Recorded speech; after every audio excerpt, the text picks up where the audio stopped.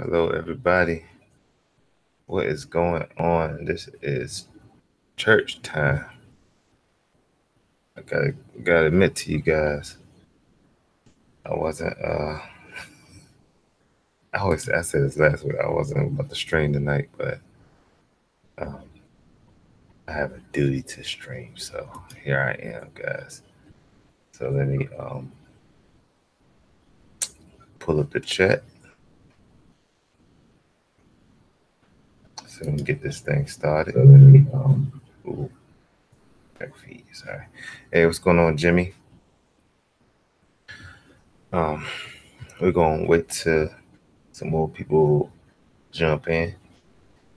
Um, I got some cookies in the oven, guys. So I don't want to burn those cookies. So if I get up, don't mind me because I'm just gonna check on my cookies. Hey, what's going on, T? The Eradicate Reef. How's it going? As y'all see, the title says, "Who's going to Reef Palooza 2018?" I am. I'm going. Anybody else? Yeah, Jimmy. I can't burn my cookies, man. I love oven baked chocolate chip cookies. So I got an eye on them bad boys. uh, what's that method? Let me drop the link for you guys. Hey, what's going on, Paul? Sending them all up. Oh, thanks, Paul. I guess Paul was live streaming. There's the link, everybody. Jimmy, you're gonna be at Reef Palooza Sunday. That's gonna be awesome. Look forward to meeting you. Um, I'm gonna be there Friday, Saturday. I'm not sure about Sunday, but I think I'm gonna try to stay Sunday. I'm right now. Um, if I do stay, I'm not really buying corals per se. I got bigger plans right now. What's going on, Dale's Reef? Um, what's up, OG Fish Farm? Everybody that's going to Reef Palooza, throw some paws in the chat. Throw some paws in the chat if you're going to Reef Palooza. Hey, Vicky. Welcome. It's always good to see you, Vicky. I guess all the UK people are just going mosey on down to church. Yeah, late for church. I need to do a dedicated time.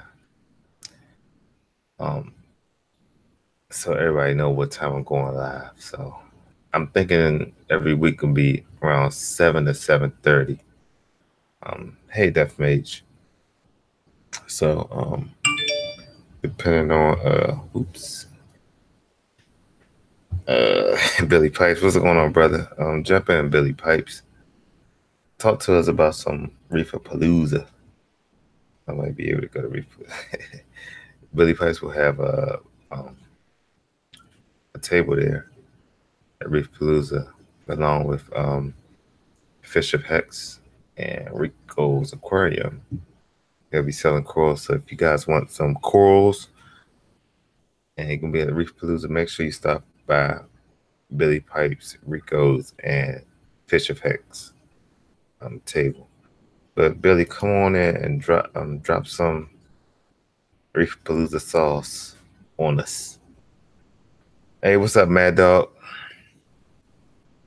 If you see Billy, if y'all see Billy and y'all like bigger than me, try to pick him up and give him a bear hug, because he gave me a bear hug last year, picked me up and cracked my back. So if you could pick Billy Pipes up, do it for me, because I can't do it. I'll break my back. I need Ed to do that. Ed is just as tall as Billy. He probably could pick Billy up. Billy, I bet you never been picked up in your life, huh?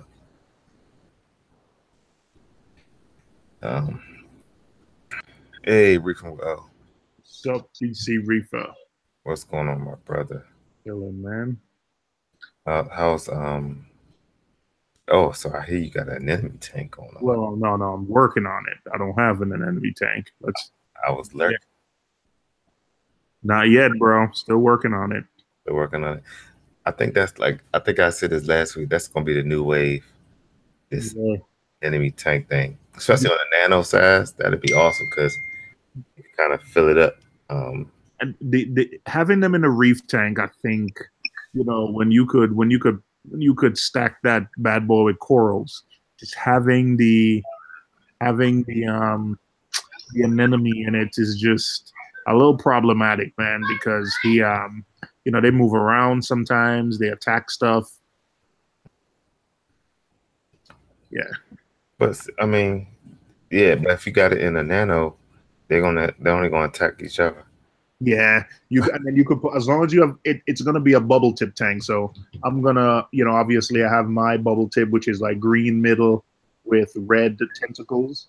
And if I like go to Palooza or any shows and I see like any kind of, like exotic bubble tips, then we'll buy them and collect those. Okay. What's up, fellas? Hey, what's up, OG? What up? You gonna be at Reef Palooza too, right, OG? Yeah, I'm definitely trying to make it. I'm right here in New York, so I should be able to get there. What does that mean, man? That sounds like a half cop out, man. All right, I'm coming. All right. My man. I'm gonna try. I'm gonna hang out with you guys on well, I know I'm gonna link up with O on Friday. I wanna film this tank and maybe go around the city and film some tanks. So I'll be up there Friday morning, like early. So we're gonna just go. It's Old Town, so he gonna roll out the red carpet for us. Oh, it's Old Town. It's OG's town too, man. It's OG. Oh, it's OG and Old Town and TMG. So yeah, I got don't forget TMG. TMG is all the way in the boondocks, man. He's in. We're rolling with him in February, aren't we, Seymour? Whoop, whoop. What's up, Paul? You all right? What's going on, Tina, and everybody else in the chat? Reefer Madness, Mr. Craig, what's going on? So DC, when you say you coming in Friday morning to where? Manhattan, New Jersey, what? Manhattan.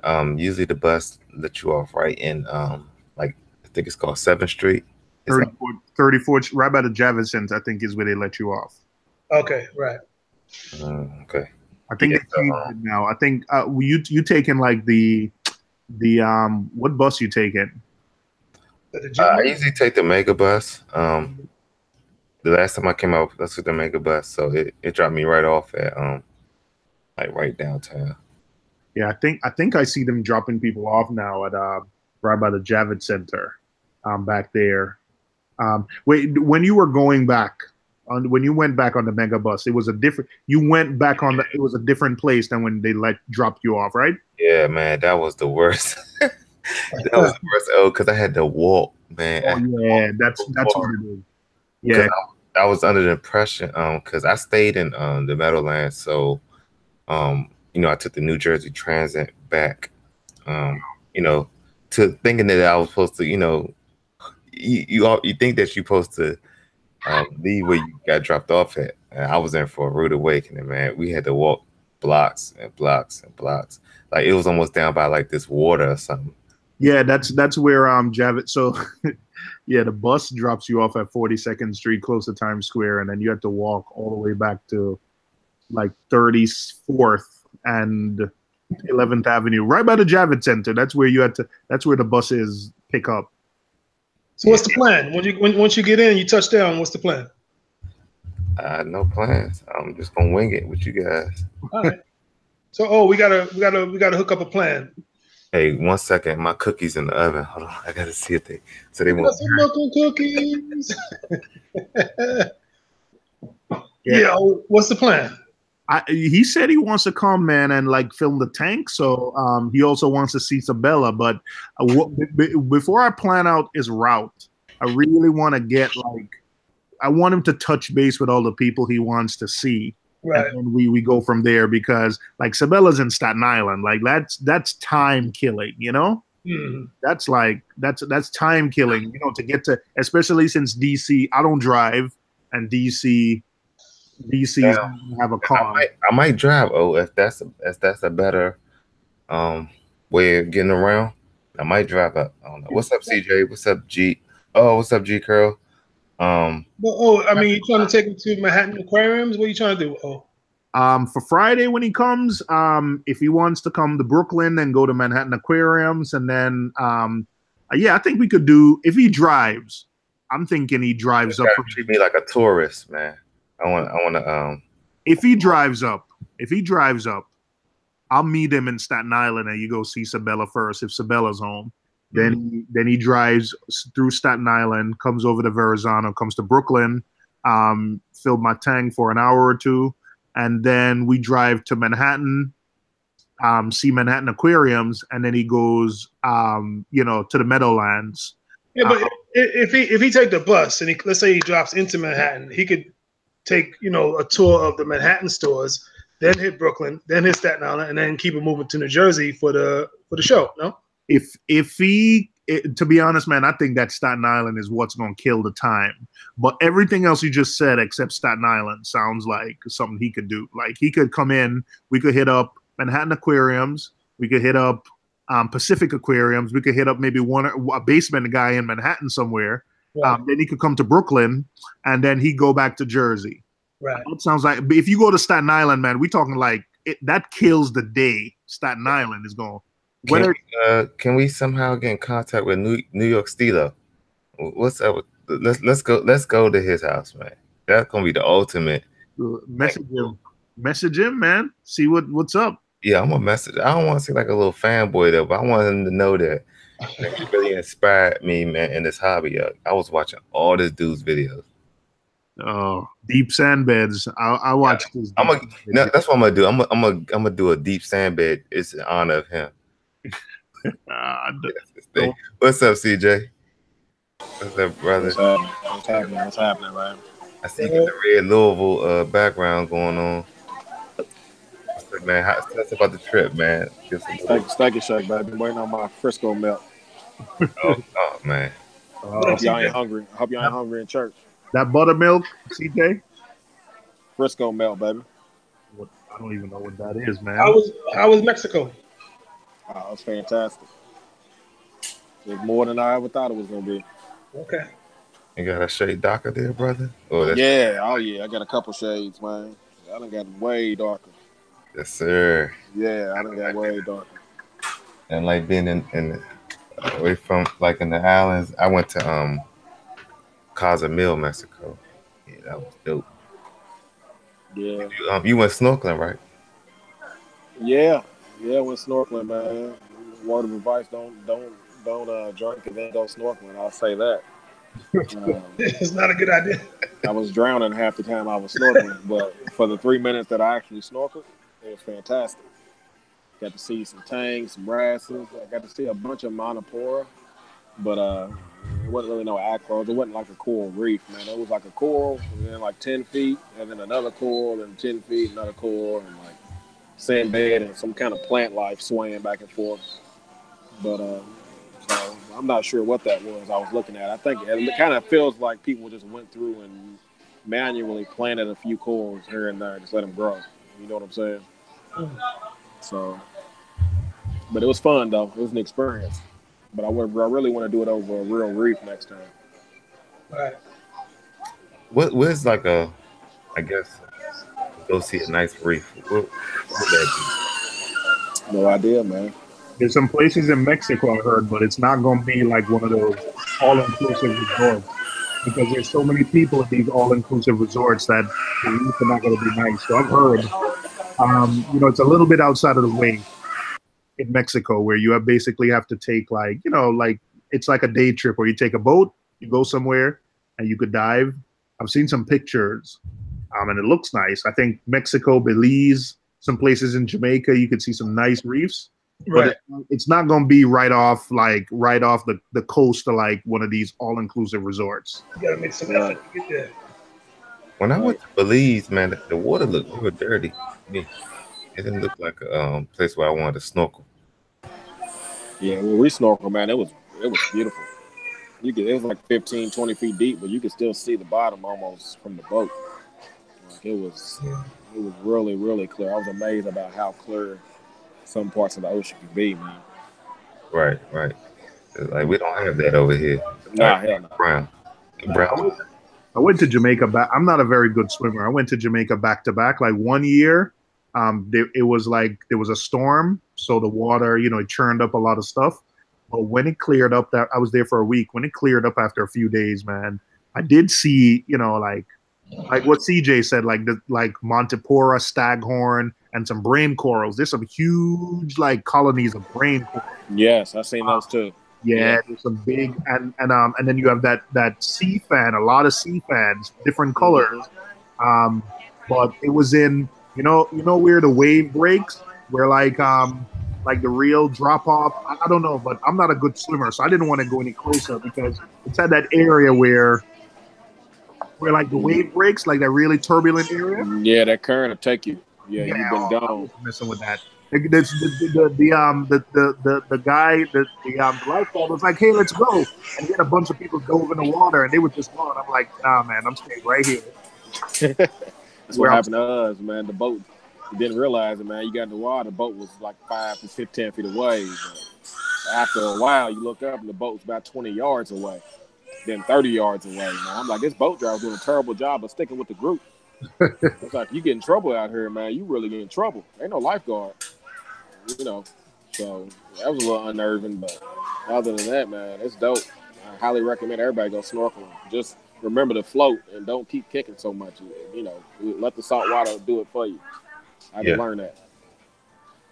Absolutely. I enjoyed when I snorkeled in Honduras and of course the Bahamas and Nassau, Bahamas, and I was in heaven because I could see all the fish.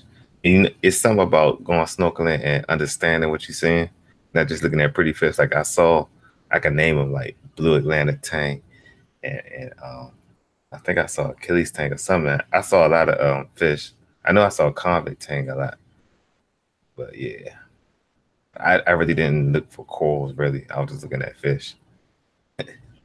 I know that's blasphemous, right? Hey, I saw a lot of the blue tangs, a lot of wrasses, a lot of stuff that lives in the seagrass. But it was interesting, man. I think my next vacation I want to go to a place that I wouldn't mind going somewhere where you see like some real reefs. I've seen some pictures and videos of like some real stuff that makes you say wow. So it's definitely on my list of things to do next time, to like snorkel or swim at a real reef. But I got to get better at swimming because I'm a terrible swimmer. Well, really, I mean, when you snorkeling, all you doing is like kicking your legs and Listen, bro. You're not like Michael Phelps under there. You ain't, Listen, man, I got two big anchors, man, that keep weighing me down, man. What kind of jacket you have on, man? I don't wear jacket, man, but I'm tall enough where, I'm 6'5", so I could stand in 6 foot of water and my neck is still above water, so. Oh, yeah. Nah, you would have drowned in where we was. That was about 15 feet of water, man. 15 feet? Hey, Billy said that wanted me to ask you about this huge system that you're building for him. Was that supposed to be a secret? Because he's dropping it all in the chat. Oh, Billy, come on, man, Billy. I thought that was our secret, man. Well, it's okay to give exclusives on this channel. I don't have that many subscribers. Huge system, like you mean like a 10-gallon huge system?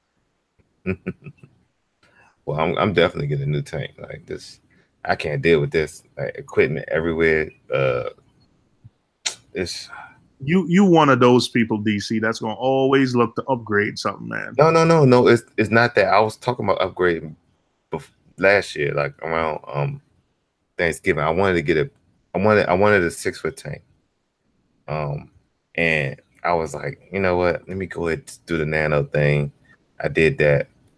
And then when I had to shut down the nano, it's like I had to come back to this tank. And there's like certain things about this tank that it just irks me, you know what I'm saying? Like not having Euro brace. That's probably number one on the list. Not having space under the sun. And the inside overflow. Like those three right there. It's just like it's sucking the fun out the hobby for me. Now I still love my tank.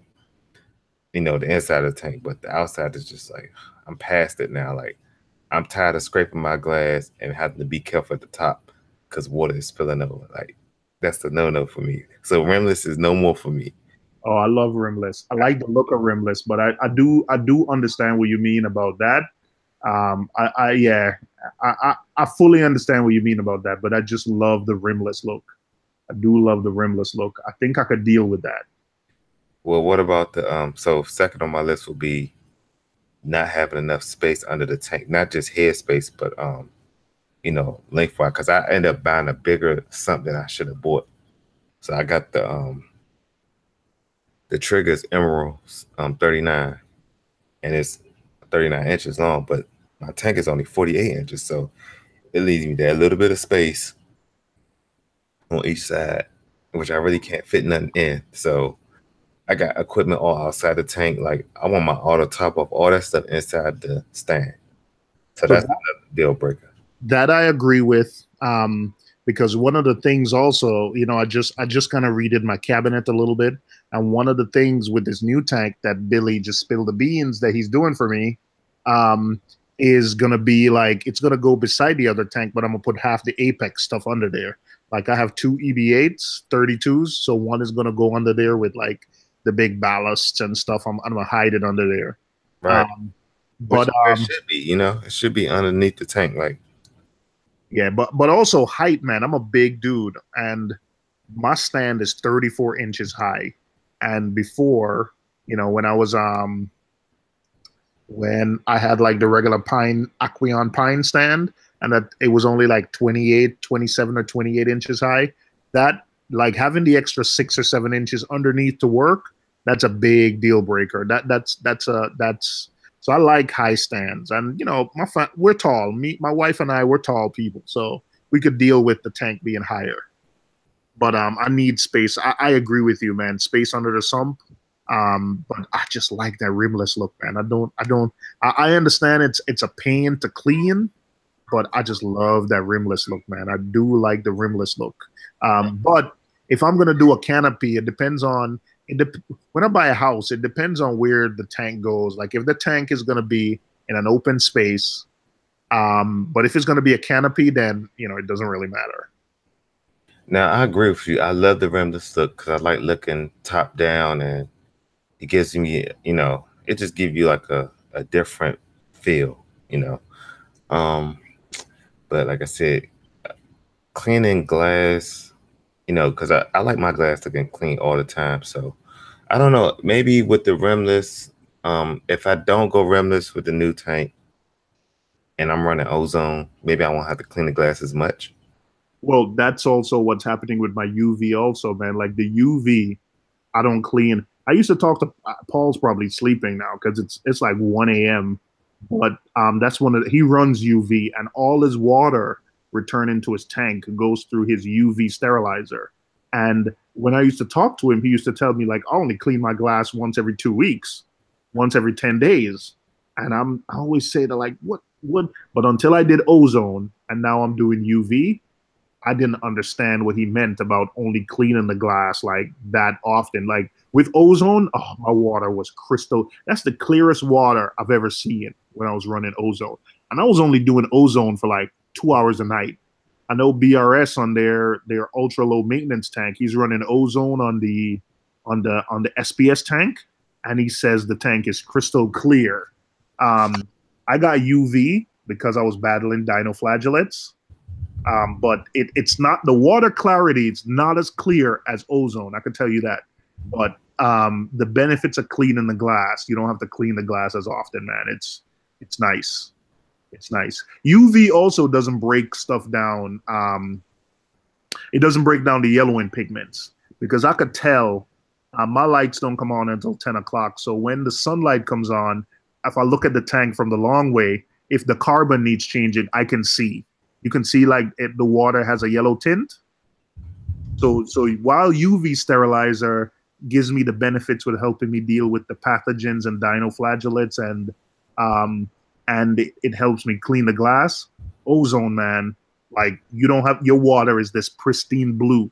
It's almost like I think Nick Chan told me to look out for this, but you could sometimes see the reflection, like the eyes of your fish just look so clear because the water is so crystal clear. Wait. So you see the like the glassy eyes of the fish? Yeah, he said, look, He said after a few days of running ozone, he said, look at them close, look at their eyes. He said you're gonna like their eyes are gonna look so glassy and so crystal clear, and he's true. And I was like the longest I've ever ran ozone for was like 2 hours a night, 3 hours a night on the lowest setting. Hey Dave, do you look in your fish eyes? No, only if there's something wrong with them. But it sounds like your fish are stoned, bro. Glassy eyed. Listen, man, I wouldn't have looked for it if he didn't say look for it. So I look for it. So hey, I'm with you. I'm looking into my fish eyes. When I started running this ozone, like I said, everything kind of been on. I got the ozone, got basically everything I need except for the air dryer. But I've been kind of like I've been slow walking it, like how I'm gonna do it, been listening to you, just doing my own research, all that stuff. But yeah, I'm looking forward to that clear water, and it's you kind of making a case for me not to go Eurobrace. So I'm really thinking about that. Like you make some valid points with it. What's the point of Eurobrace though? Well, for me, Eurobrace was for number one for not spilling water over the tank. Yeah, when I clean the glass, because that is so annoying. Like you clean the glass and you just you going at it, and you getting salt water all over your glass and the front of the glass. Then you gotta turn back around and clean that. It's just a pain. Oh yeah, just the wake from the mag float sometimes will spill water over the edge if you don't have a Eurobrace. Yeah, so it's like I like my glass clean, but I haven't run ozone yet, so I must start when I start running ozone. It might just change my decision when I get my new tank. Definitely. What size tank you going for? Say it again. What size tank you looking for? Okay, so I do want a 6-foot tank, so it's going to be 72 inches long, 24 inches deep front to back to 22 inches tall. So I'm similar to a 180. Similar to a 180. So I'm like a little bit under about 160. I don't want a 24-inch tall tank because it just once you put your hand in it, you right at armpit level. Right. And I'm pretty tall. I'm not super tall, but I got some height on me. But I like that. I kind of like a mix between like a shallow reef and a normal size looking tank. So yeah, you're about my height, and my tank is 24 inches. And I think every time I try to get anywhere near the bottom, there's deodorant in the tank. Let me just say that. Right, and just imagine trying to get to the back of the tank. Yeah, I know. Mine's 2x2. It's not quite 4 though. Yeah. Yes, so, you got basically the same size tank. I got a 105 basically. So yeah, I was talking to Tank Me USA, the guy. He's real responsive. So I was talking to him because when I had these thoughts at first, I wasn't sure about the weight of my because I'm in an apartment, so I didn't want to go too big where we're gonna have structural issues. But since there's a concrete slab underneath, he said I should be fine. So right there where the other one is. Yeah, it's gonna sit. Yeah, behind me is where the tank. That's 4 foot, so you can see all that space I got on that wall. You got plenty of space. Yes, I could actually do. Like I said, I was sending in my group me. I could even do 96. And just have that tank, but I wasn't like I'm not gonna go that hard. Well, you just worry about the weight issue, if any. Yeah. So I think I'm stuck between 72 and 84, and I don't see a lot of people with like an 84-inch long tank. Kind of a weird dimension. No. So that's 7 feet. Yeah, that's. You're in a regular apartment building, right? Mm-hmm. So I think the structurally sound to hold almost anything you put there. Within reason. It's on an outside wall. As long as you put it across the beams, you'll be fine. I've been to places on like the 4th floor. My super, there's a guy on the 4th floor. When he moved out, my super took out like a 250. And here I am worried about my 75 on the 3rd floor. My man had like a 7-foot 250 or something like that. A 250 on the top floor? Listen, man, I've been to some guys in Chinatown. The guy's on like the 5th floor, and he got like 500 gallons in his living room. Gee. Yeah, Greg, his name is Gaston. I like him because he's, first of all, he's real responsive on Instagram. he really answer your questions. Even though the guy's super busy, he answer all my questions. But the wait time gonna be like January 2019. So that's another thing. Like I'm an anxious dude. So once I got my mind made up, I don't know about y'all, but once you get your mind made up, you like this tank is coming. I'm gonna be counting down the day. I'm gonna be counting down the days. Like, man, when my tank coming? But I mean, I'm not planning on doing any lifting, so I'm gonna go through my LFS and have them, you know, do everything basically. So, do you follow Paul Blaney on Facebook? Paul Blaney, yes. I not on Facebook though. Yeah, he hasn't been around on YouTube for a while, but if you were on Facebook, you'd see his new tank. I could share my screen to show you a picture of it. He took a great picture. But he's got it. Oh, he don't have the drop off no more? He still got it, I think, but this is his new baby. Let me share my screen. He got a nice big tank. Look at that. That's his daughter in the tank. Yeah. Whoa. Yeah. Hold on. Let me present you. That's a 10-foot tank. I think it's 4 or 500 gallons. His daughter is the best. She is so funny. But look at that. Wow. That's nice size too. What tank? Who made that tank? Do you know? I don't know. It's acrylic. He made the top and the stand. Oh, really? Yeah. Paul is crazy. I think his screening business is taking off. Okay. Oh, look at her. Isn't she cute? Oh, no. I'm going to see if you want to join. That's really nice. Yeah. That is dope. Acrylic, I'm not a fan of that because I look at it and it just scratches as soon as you look at it. So, but let me tell you something though. I have a little acrylic tank in the bedroom. The circular one. It's a circular acrylic tank is a pain to clean. But let me tell you something, man. The clarity on personal stuff. The clarity on acrylic DC, jeez, like it's nothing compared to. I think glass has like the best glass, like the Elos tank glass, is like 90% transfer light. There's no like acrylic tanks are so clear. Man, forget all that. Oh, them things scratch too easily, man. Forget all that. Forget all that. The thing is, they scratch, but you can fix them. Yeah, you can fix it. Your Starfire, like I scratch my Starfire, that's forever, bro. Right. But as much as we clean tanks with like algae scrubber, if I could scratch a glass tank, imagine what you can do with a acrylic tank, man. Like I said, that's one of the things. Everybody has a stand on that. That's a big debate. I'm a glass guy myself, but yeah, there are pros and cons. They said you cannot scratch it. What's that? They said you can't scratch a glass tank. Oh yeah, that's not true. Listen, man, my tank got scratches all over. Like my little flipper, I flipped it wrong one day, scratch. So yeah, you could scratch my tank. I wouldn't say it has a lot of scratches, but they're like 2 or 3 big gouges where, I was cleaning and kids came over and, I had the felt pad side and they just decided to just rub it up and down and it picked up a grain of sand or something. So I mean, my tank is 15 years old and I don't have not one scratch. So I don't know. But the Starfire glass scratches a lot easier than your glass. Mm-hmm. Yeah. So the Starfire glass, our glass, like the ultra clear glass, it scratches a lot easier. Like you pick up a sand or anything or a piece of algae in the back in the algae scraper, and you, like scratches. Dave, what do you say about that? You can scratch glass, yes, definitely. Okay. No, OG, the regular glass, like what you get for standard glass, right? That thing is hard. Like it's hard to scratch it. You can still scratch that though. No, you can still scratch it, but it's harder. But Starfire glass scratches a lot easier.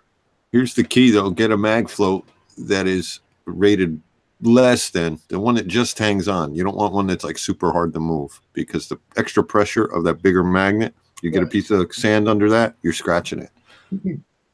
Whereas I got 1/2-inch glass, but I only used a medium mag float, so I can lose it. If I start going too fast, they'll come apart. But if I had the big one, you could scratch the glass. But my glass tank is scratched. There's some scratches that were on there before I even built it, but it was free glass. I just deal with it. Right. Yeah, I scratched mine. I went the opposite from Dave. I went with the ultra strong magnet, stronger than I should have. Yeah. It's hard to move that bad boy back and forth, but the Tunzi Care magnet, because only two tiny points of the glass of the cleaner touches the glass, it doesn't scratch it. But back when I was using the flipper, where it's like 5 points touching glass, I scratched it. And in fact, with the flipper, I actually scratched it on the outside. I think I was taking something out of the tank, and maybe a grain of glass, sand got into, on the outside, and I scratched that way. So I scratched the outside. Billy scratched his tank too, not the 75, the one he had before this. It was a 40 or something. The deep blue one? No, I think it was an Innovative Marine. It might have been. He scratched that with a mag float or something. He's in the chat. Billy, what tank did you have? That 40-gallon one? Innovative Marine, right? I think it was. Yeah, that's the same one I got for the school tank. Yeah, I mean, he was showing it on video. Nobody could see it but him, but he knew it was there. But you could see, man. You see him out. Nouveau low iron. That's what he said. It was a Nouveau. Is that an Innovative Marine Nouveau, or is that two different things? Innovative Marine is the Nouveau, yes. Okay. It was my fault. Yeah, he also stepped on an RFG nozzle and broke it too. So Billy's rough on his stuff. Yeah, man. I want to and like I said, that's another reason why I want to get a new tank, because you kind of learn from your past mistakes. Like what you got now, you're like, okay, I know what I want, I know what I don't want. So yeah, my tank is all scratched up. Yeah, it's no fun, man. Yeah, I mean, I bought it scratched up. I didn't think it was going to be a big deal till. But that's a 40 breeder, though, right? Yeah, it used to be a turtle tank. I bought it off a guy that kept turtles in it. So I was an idiot. So thank God. A new 40 breeder, man. Stop being. Get yourself a new 40 breeder, man. That's such an easy upgrade. I mean, switch over. Yeah, no, I don't want to though. I want to get something with low iron, like something I can really appreciate my acros with from the front, you know. So, what you eating? Chocolate chip cookies, baked cookies, the best.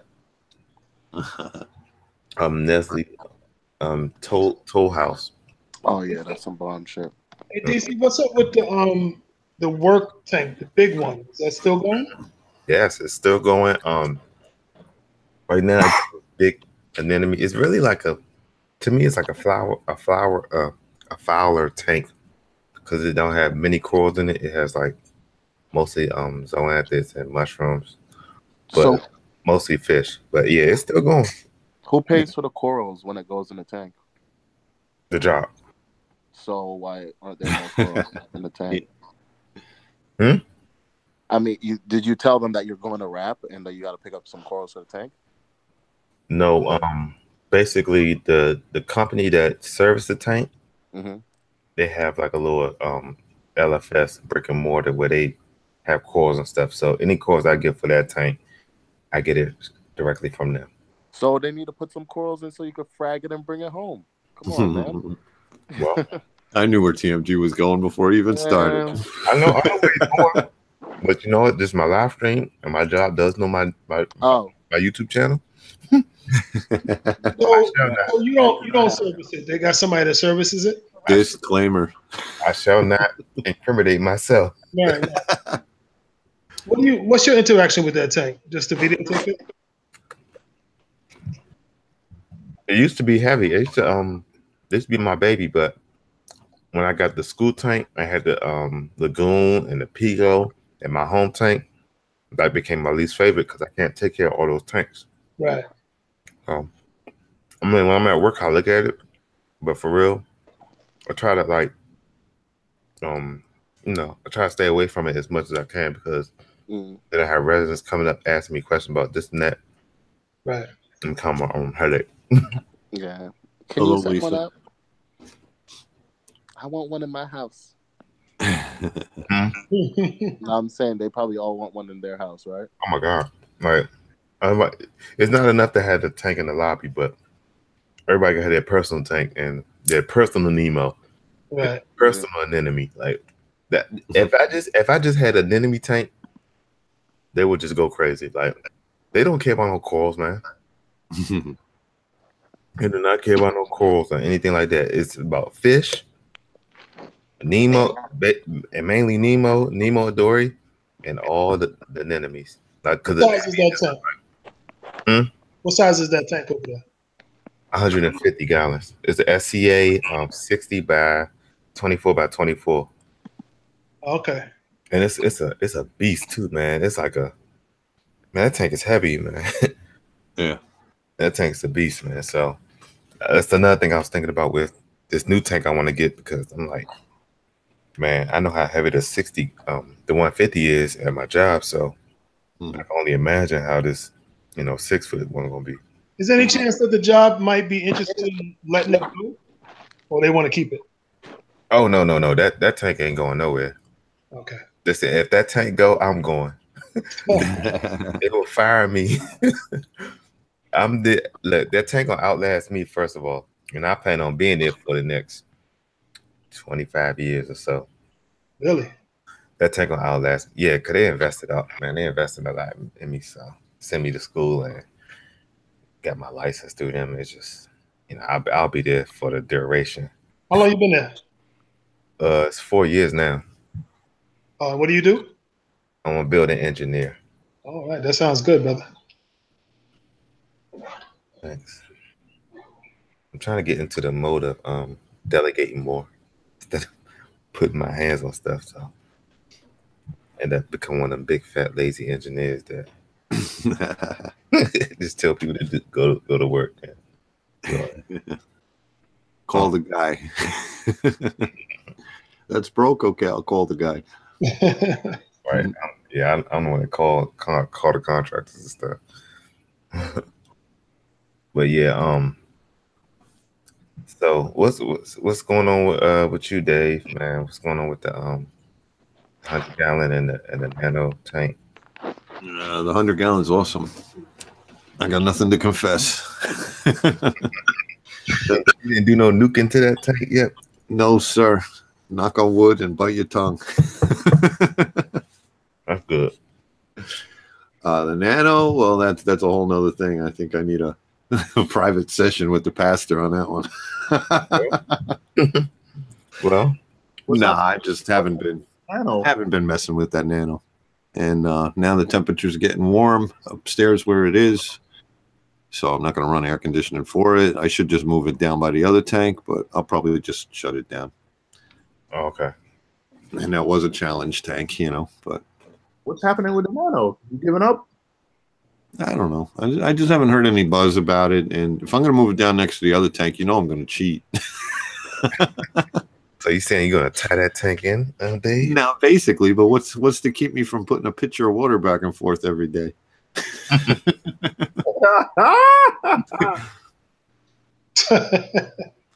How the many tanks you secret got, Dave? sauce. At least he's on. At Right least. now, I got 3 tanks. Okay. I have a 55-gallon macro tank that's going through some nasty dyno or something, and it just hasn't been right since day one. That's what I want. I want to display Refugium. Yep. Did y'all see I inappropriate? saw you. I commented on that. You were in them. Yeah. Did y'all see inappropriate Reef's that latest video? We actually met up at the Mason Dixon. Yeah. So I don't know what's wrong with these guys, but they like freshwater planted tanks, right? No, now freshwater police, please don't come at me. It's just Yeah, brother. I heard what you said last week. Yeah, OG, I got you. OG, please don't take this to heart. So we was in the store, right? And they had like one section where they had the frag swap, and the other section where they had their store, their fish store, right? So soon we walk in, Moki and Ben and they all excited about this freshwater, right? Oh, we about to go in the freshwater section. So I'm looking around like, man, and it's painted green, like the whole theme is green, like the bricks are green and everything is green. I just said to myself, I feel like I'm standing in a refugium, like a walk-in refugium. Mm. They was like, man, you don't see how beautiful this is. I'm like, Yeah, I'm sorry. no. I was trying to. Oh, gee, I was trying my best. I was trying like to get into it, Right. into the freshwater. Couldn't catch the vibe, huh? I was trying to like get it, like embody it, man. I was just like, And all you kept saying to yourself is, "What the hell am I doing?" saying, well, what's up with all this green hair algae, man? That's what I kept saying to You ever swim in a lake? You get that stuff between your toes. Right. But you know what? So Moki trying to sell me. He like, man, look at this DC. Like you see the reds and now I give it to them. They have a great depth to fill ratio type thing because the way the freshwater they escape it deep. So it's like you're looking into a forest almost. Right. I can get with that because I think what really attracts the freshwater guys is the aquascapes. You know, how great the aquascapes are. You can make it. And then the fish are so small. Oh man, listen, man. I'm staying out of this. I don't want to get involved in this. I know I'm gonna get some thumbs down on this. The hate mail's coming, bro. I cannot. DC said, I feel like I'm in a big refugium. That's why I said DC looked like he was slumming in that freshwater section. I was suffering, man. I was like, yo, can we just skip past this spot? It's like, man, let's look at this whatever baby tier plants. I'm like, what the heck is a baby tier? It looks like macroalgae, like, get me out of here. Yo, DC was like, yo, these dudes are corny, man. No, I didn't say that. I ain't want to be disrespectful now. I just suffered. Respy's on you already. But yeah, I just couldn't.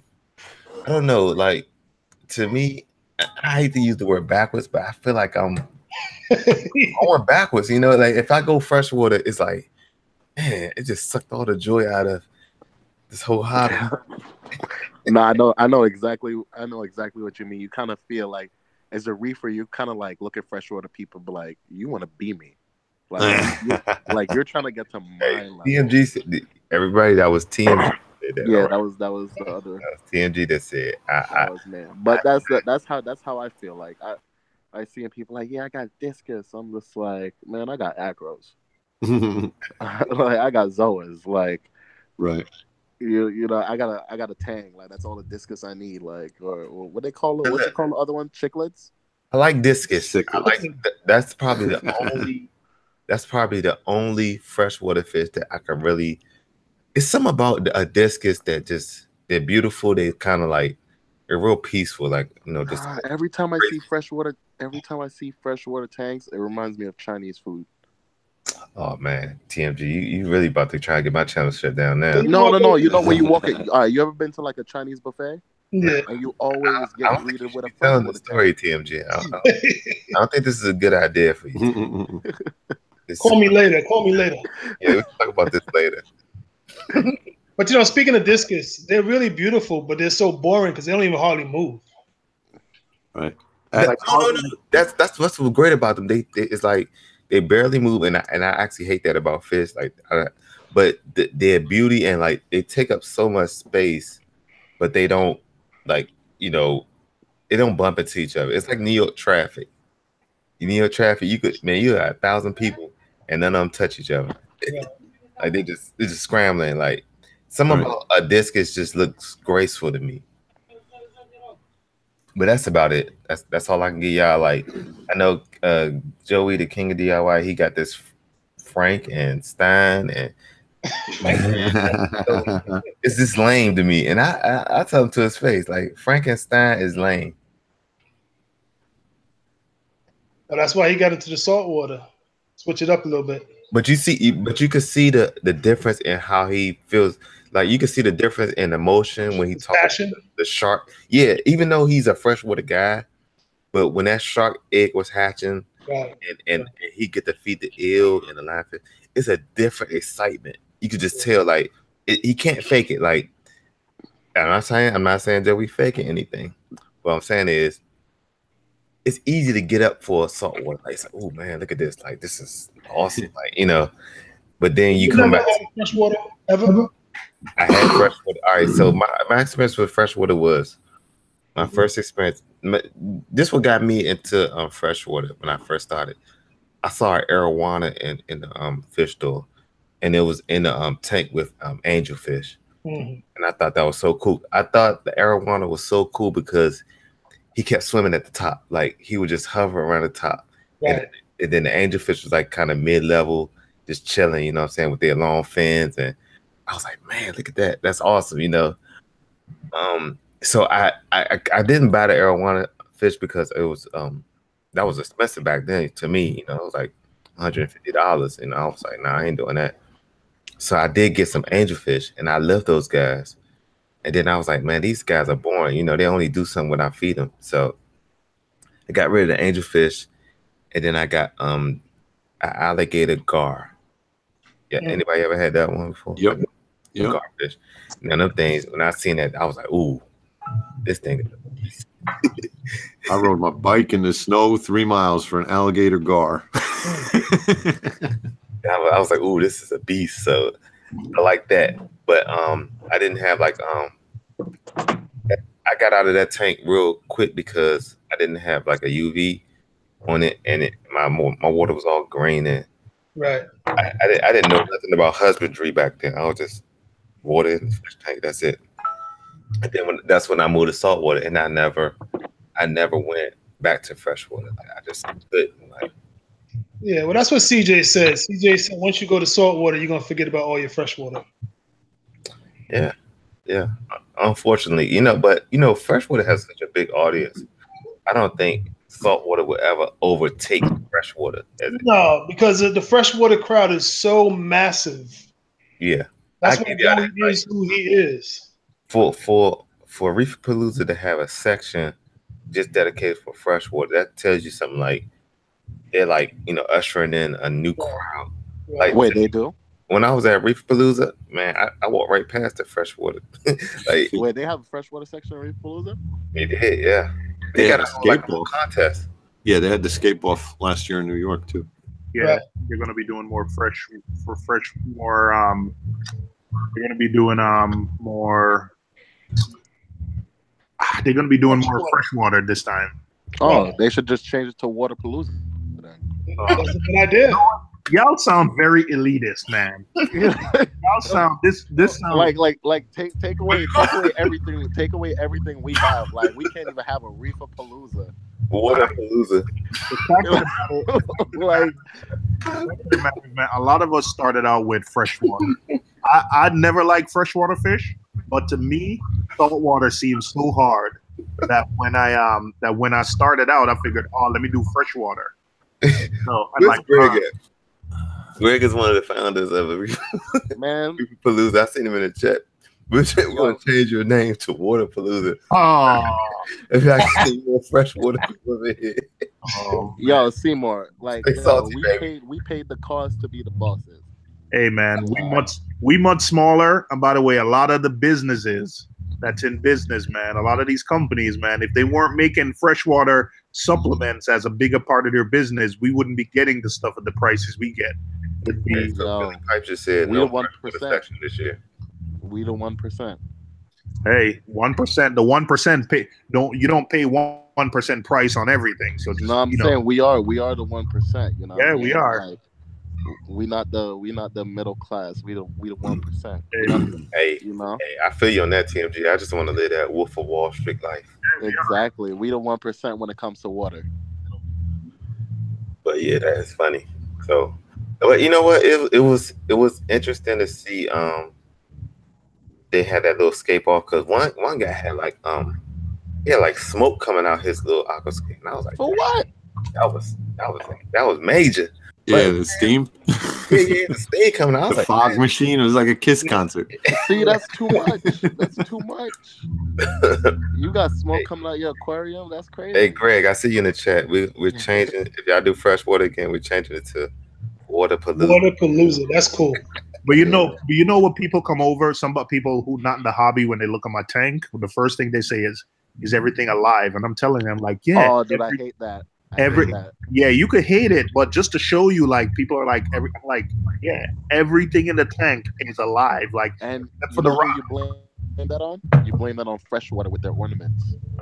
But guess what? They're amazed though. They're like, everything is alive, and then you open the filtration cabinet, and they're like, "Yo, you need all of that." I'm like, I overdo it a little bit. You don't need all of that. But...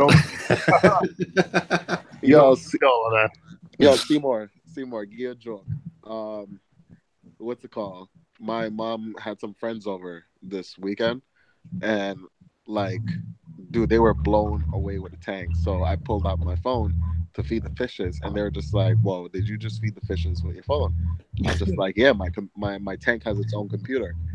And like, I opened some cabinet, and they were like blown away. They're like, "Oh, how far can it go? Like, to your room?" I'm like, "No, anywhere in the world."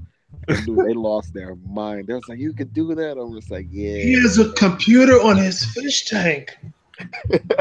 Yeah, but see what my cousin, who's gonna be at Reefapalooza with me now, she wants a tank. But the thing now with her is she realizes, because at first when she had a freshwater tank, she was tired of like the weekly water changes and stuff. And when I tell her, she's like, "Oh, like, I don't see you changing water as much." I'm like, "Yeah, I don't really do water changes like that." So now, she's a young 23-year-old, trying to make her way in life. But the fact is, where I'm showing her, like, hey, you can spend, it's going to be a little bit more expensive than that freshwater tank you have, but it can be a lot easier, a lot less maintenance if you set it up right and you don't have a crazy amount of fish.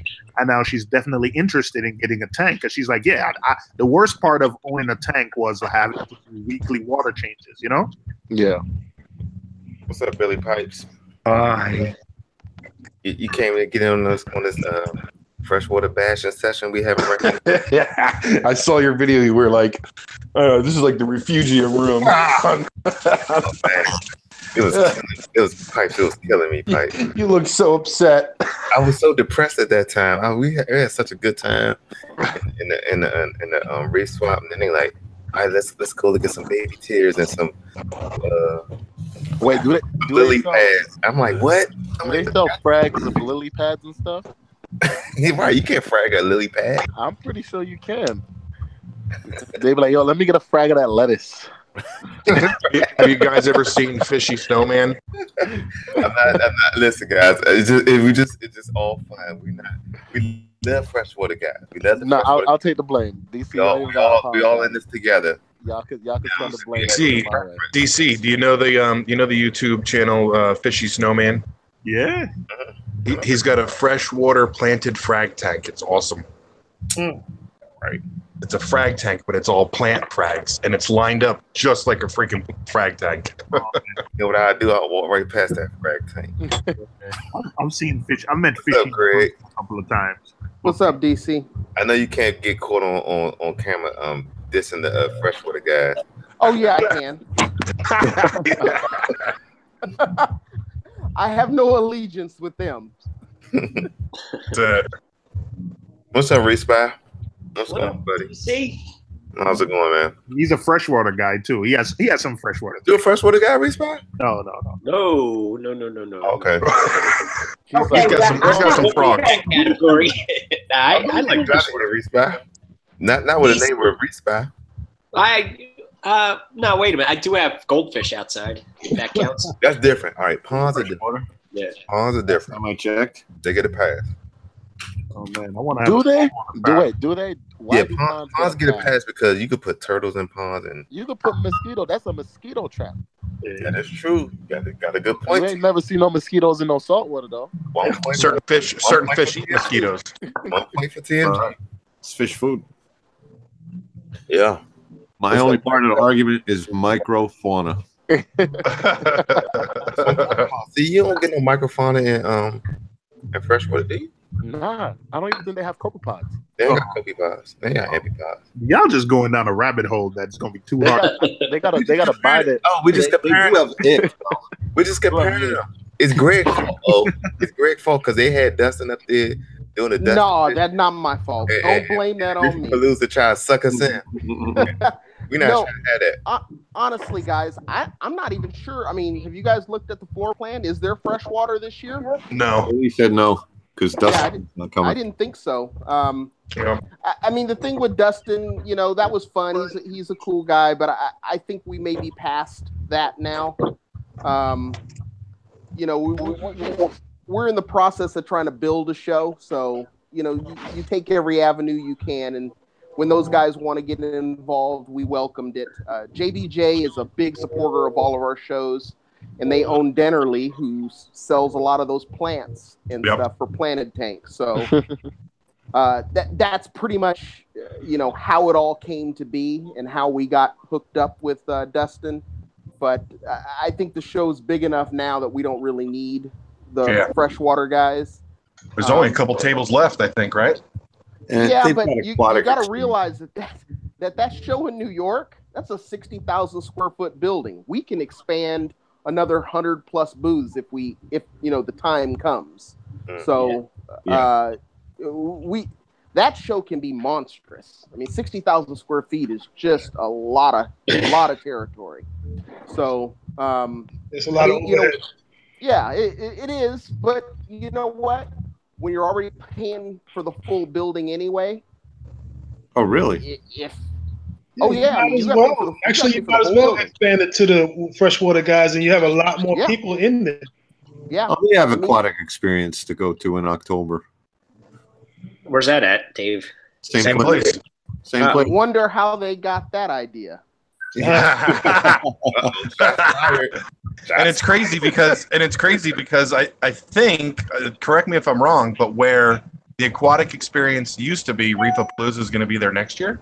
Is that right?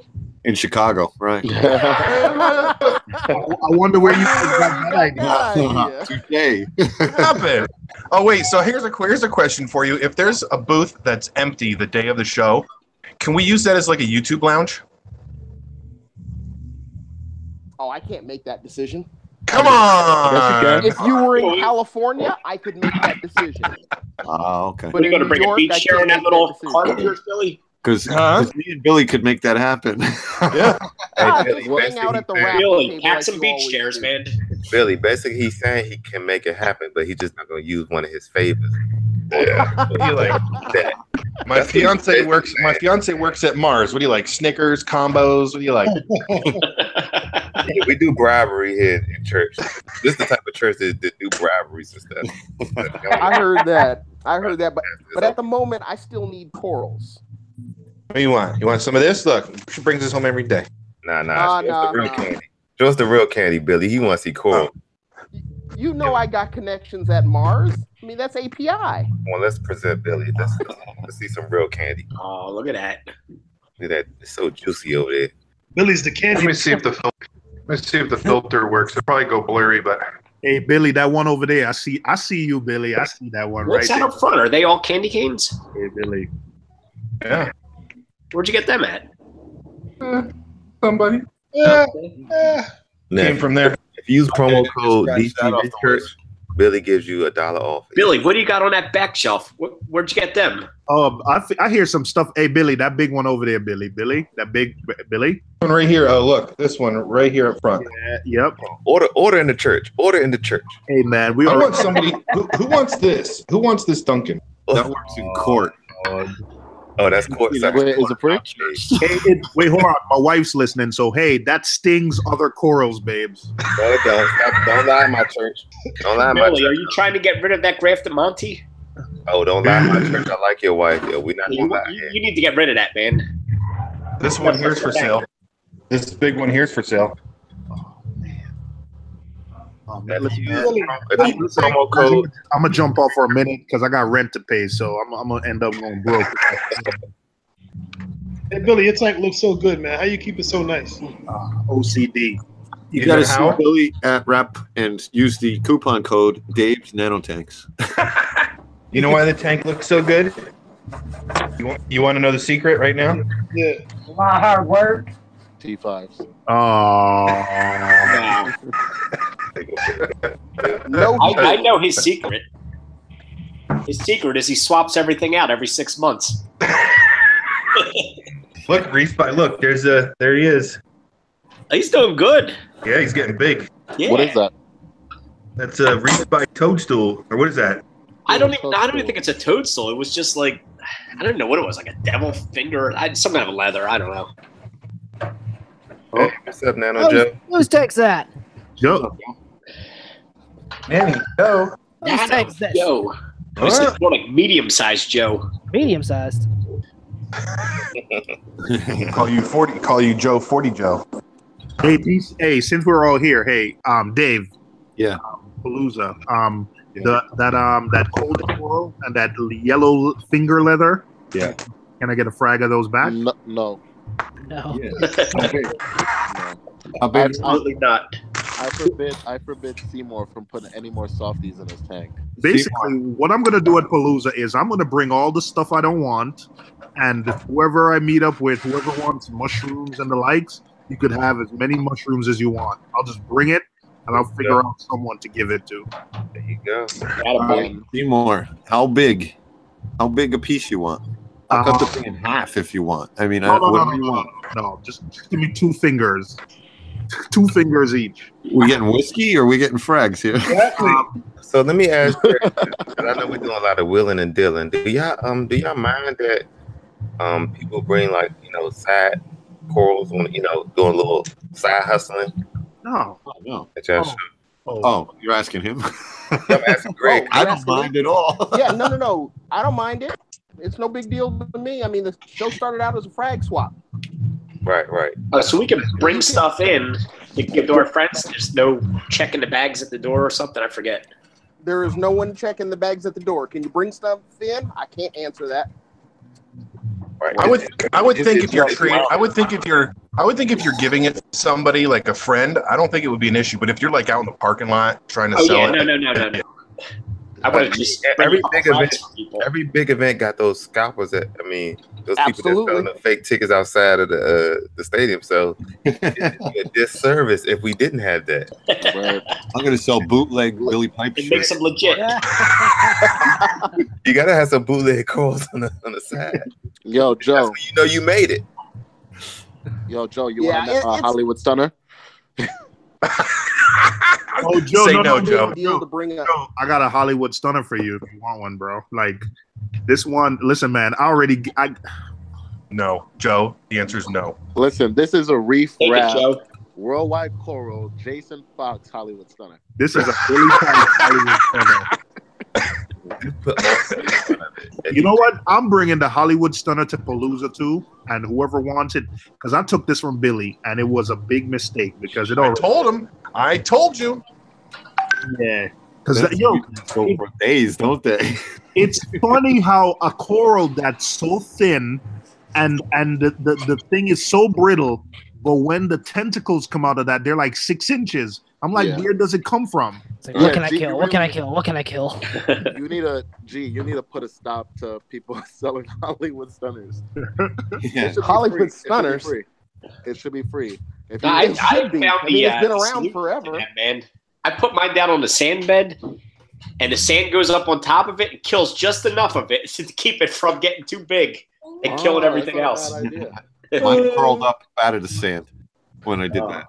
It curled up and shot shoots up, so now it's like a bowl. I'll be right back on. All right, Joe. Yep. So we will have official bootleggers outside of Reef Palooza. So you're gonna see me stand outside, yo, got the Hollywood Stunner. Hollywood Stunner, fight out. Tailgate and my truck. Right. So do a lot of people go and like stay overnight for like 2 days, or what does everybody do? I do. Well, I'm definitely staying for 2 days. It's about a 4-hour trip for me. Yeah. So where are you staying, DC? I haven't decided yet, Greg. I haven't decided yet. What you recommend? Besides, I'm stuck at Embassy Suite, so. Ooh. Okay. Stuck. You may staying at the Holiday Inn or something, like. Well, no. I mean, that's where they put me. So. Oh, okay. Man, I wish somebody just put me somewhere. Man. Well, I know a good spot, DC. Right next door, so. I know a good spot, DC, but it really depends on what kind of partying you want to do. I'm a pastor with it, man. I ain't down with that. Where's like Joe and Joey and all those guys staying?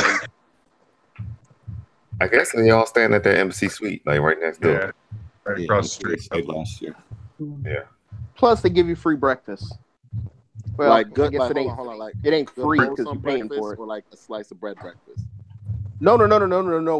It's like to order. Ooh. For Oh, free yeah, they- $99? Yeah. Tell me you want a Ziploc bag full of bacon and bring it to me. Word. It's not even like, I mean, the bacon and stuff. Well, let's just say the omelets, pancakes, and stuff like that are to order. The bacon is get as much as you want. So you're filling up a Ziploc. Is it a plus? Is it a plus one? There are times when you can go and no one's checking. All right. Just leave it at that. I had a drink with Rico and Jamie.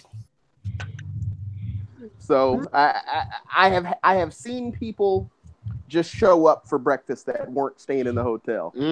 Right. Must be Probably nice. if you got a vendor badge and you're like walking around, they're probably like, oh yeah, he probably stayed here. He's for the show tomorrow. Ain't no fun that the homies can't have none. Right? Amen. Exactly. Amen. Preach, Pastor. Unless you're Sean, then you don't get in. Now, if you're into fresh water, you can't have none. You one of the homies that can't have none. So Exactly. You gotta be salt water. Send the link back into the chat. Nano Joe can't get back in. Oh, I think he all he has to do is like Open up call Hangouts. it from Google Hangouts. I'll drop the link back for him. Yeah, no Joe. Yeah, so I named it Who's Going to Reef Palooza New York because it's actually next weekend. And I'm actually getting excited about it now. Dude, I'm broke. About it. Looking forward to meeting They Greg. take credit card. Looking They forward take credit card. Man, you owe me a raffle ticket. No. Oh, Yeah. you're the one. Yeah. Yo, I was this close to going off on you. You telling me I shouldn't have walked away. Dude, oh man, you lucky I ain't have a fish tank running. He's on the ball, man. There's like 300 items to go through, man. You got limited time. I know, bro. Exactly. You was flying through. I'm running back with my ticket. I'm like, yo. Speaking of raffle tickets, let me pose this question to everybody here and in the chat too. If you was to put a raffle ticket in and won a tank, would you take it? No. Who says no? Hell yeah. What am I? I don't have anywhere to put it. No. No, you can take it if you don't put use it it. on Resell it. I would take it. And Yeah. Sell it on the spot Listen, man. to a local. If I win it and somebody wants one of y'all want it, like we can work something out. Nah, you want? I'll give you back the money you spent on the tickets. That's what we want. oh, see, Okay, I'd rather give it away for free, man, than do that. that's what I'm talking about. I said, I'll take you to Red Lobster. Nah. But what if it's a Reef Savvy 200 gallon? I'm 35 minutes from the show. I'm taking it. yeah, I'll definitely take it. I'll figure out we're something. going by distance. I'll put it in my Honda somehow. But to be honest though, I heard through the grapevine that a lot of these tanks, that the display tanks there, people take these tanks home after the show. These tanks are given away sometimes to people. I know someone that works in the industry that's gotten a couple of these tanks after the show. Like, if you're Red Sea and you ship a Red Sea reefer and you set it up at the show, you're not going to break that sucker down. But think Actually, I can tell you exactly what happens to the Red Sea reefers.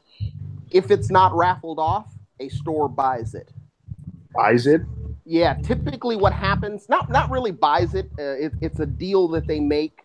So when they come out with a tank, what they'll do is they will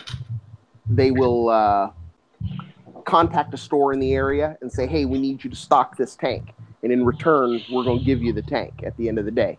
That makes sense. Oh, say no more. I'm about to hit up my LFS. Say no more. There you go. Say no more. Do you guys remember? Do you guys remember 2 years ago that reverse bow front they had there?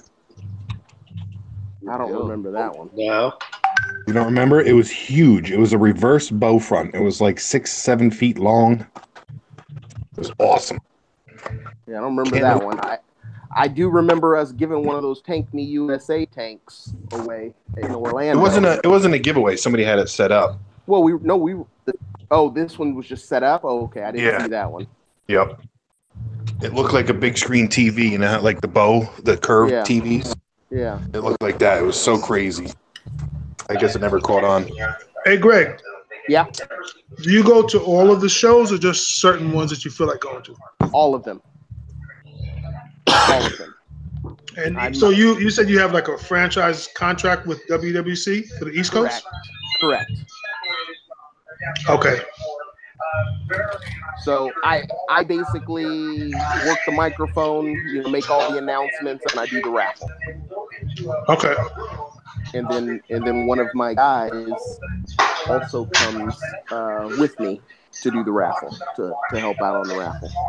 I guess the reason I was asking that question because being that they did a franchise contract, I would have thought everything was. You would have. I'm sorry, I didn't catch the end of that. Either. Nano Joe just muted OG. Wow. What is going on? What? How the hell did he do that? Yeah, is he like taking control? I'm the captain now. What the hell, Nano Joe? There's a lot of background He's noise. on I mute. couldn't take it. There was a lot of background noise. Yeah, I was hearing that. I couldn't figure out who was coming from. But was that OG? I don't know how to turn it off. You can't unmute. You can mute, but you can't. Okay, I'm back. Sorry, guys. Sorry. Yeah, no, I was just saying. I thought being that they had a contract that the whole show was on them, but I guess you have a deal. They just pay a licensing fee. Okay. And then, and they asked me to help out. So, I'm an employee of theirs when I come out. So, Do you think it would be beneficial to have a Reefapalooza in New York twice a year? no. No. Maybe oversaturated. Wait, why not? Thirsty, man. That's the exact reason. Oversaturated? Who just said Yeah, that? Kick that him. was me. No. It's not. It's, to be honest with you, what it A big is. event like that. It's the exhibitors won't come to the same market to a big show more than once. They try not to. Gotcha. They should do Reefapalooza and then Waterpalooza. I'll tell you what though. I think other markets follow the cycle, but basically when Reefapalooza is, we all come to Reefapalooza, but that's like going into the low season, or that's going into the low season for the saltwater hobby here, and it picks up back as the weather gets colder. So Reefapalooza is successful, but it's just, I just think in the fall, because people start going back to the LFS when they stop doing outside activities. So I think like a fall event would be just bigger because everyone is then looking to restock their tanks and everything. Yeah. Hold on. Makes So sense. what you saying? The Reefapalooza in California sucks? Is that Yeah, we already have a fall event. what you saying? Oh, Oh no, I don't know the cycle. I think I think that's what you were saying. Oh, I think we follow that cycle in New York because of the weather, but I don't Right. know how it is in California because you guys have that warm weather all year long. So in 2018, you got spring is Orlando, you got early summer is New York, and then fall is California. Next year, that's all going to change. Oh. It's going to be Orlando is in the spring, then New York will be early summer. Reefapalooza will be late summer, or California, excuse me, will be late summer, and then in the Chicago. fall will be Chicago. So New York, what do you call New York now? You call it early summer, right? I'd say June, late. It'll be late June. All right, so it's the same. So okay, so it's the same as this. Yeah. Who's running the Chicago show? Worldwide Corals.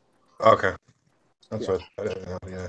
The reason is as a group of volunteers, we don't want to do it. That's just reality. We don't want to do it. So if they want to grow the brand, we'll do everything we can to help them. But we don't want to work if we don't have to. I can understand that. So it's just the seasons here kind of affect the hobby. Like when you're in the summers, once it starts to get warm, like July, like the LFS is, traffic goes way down.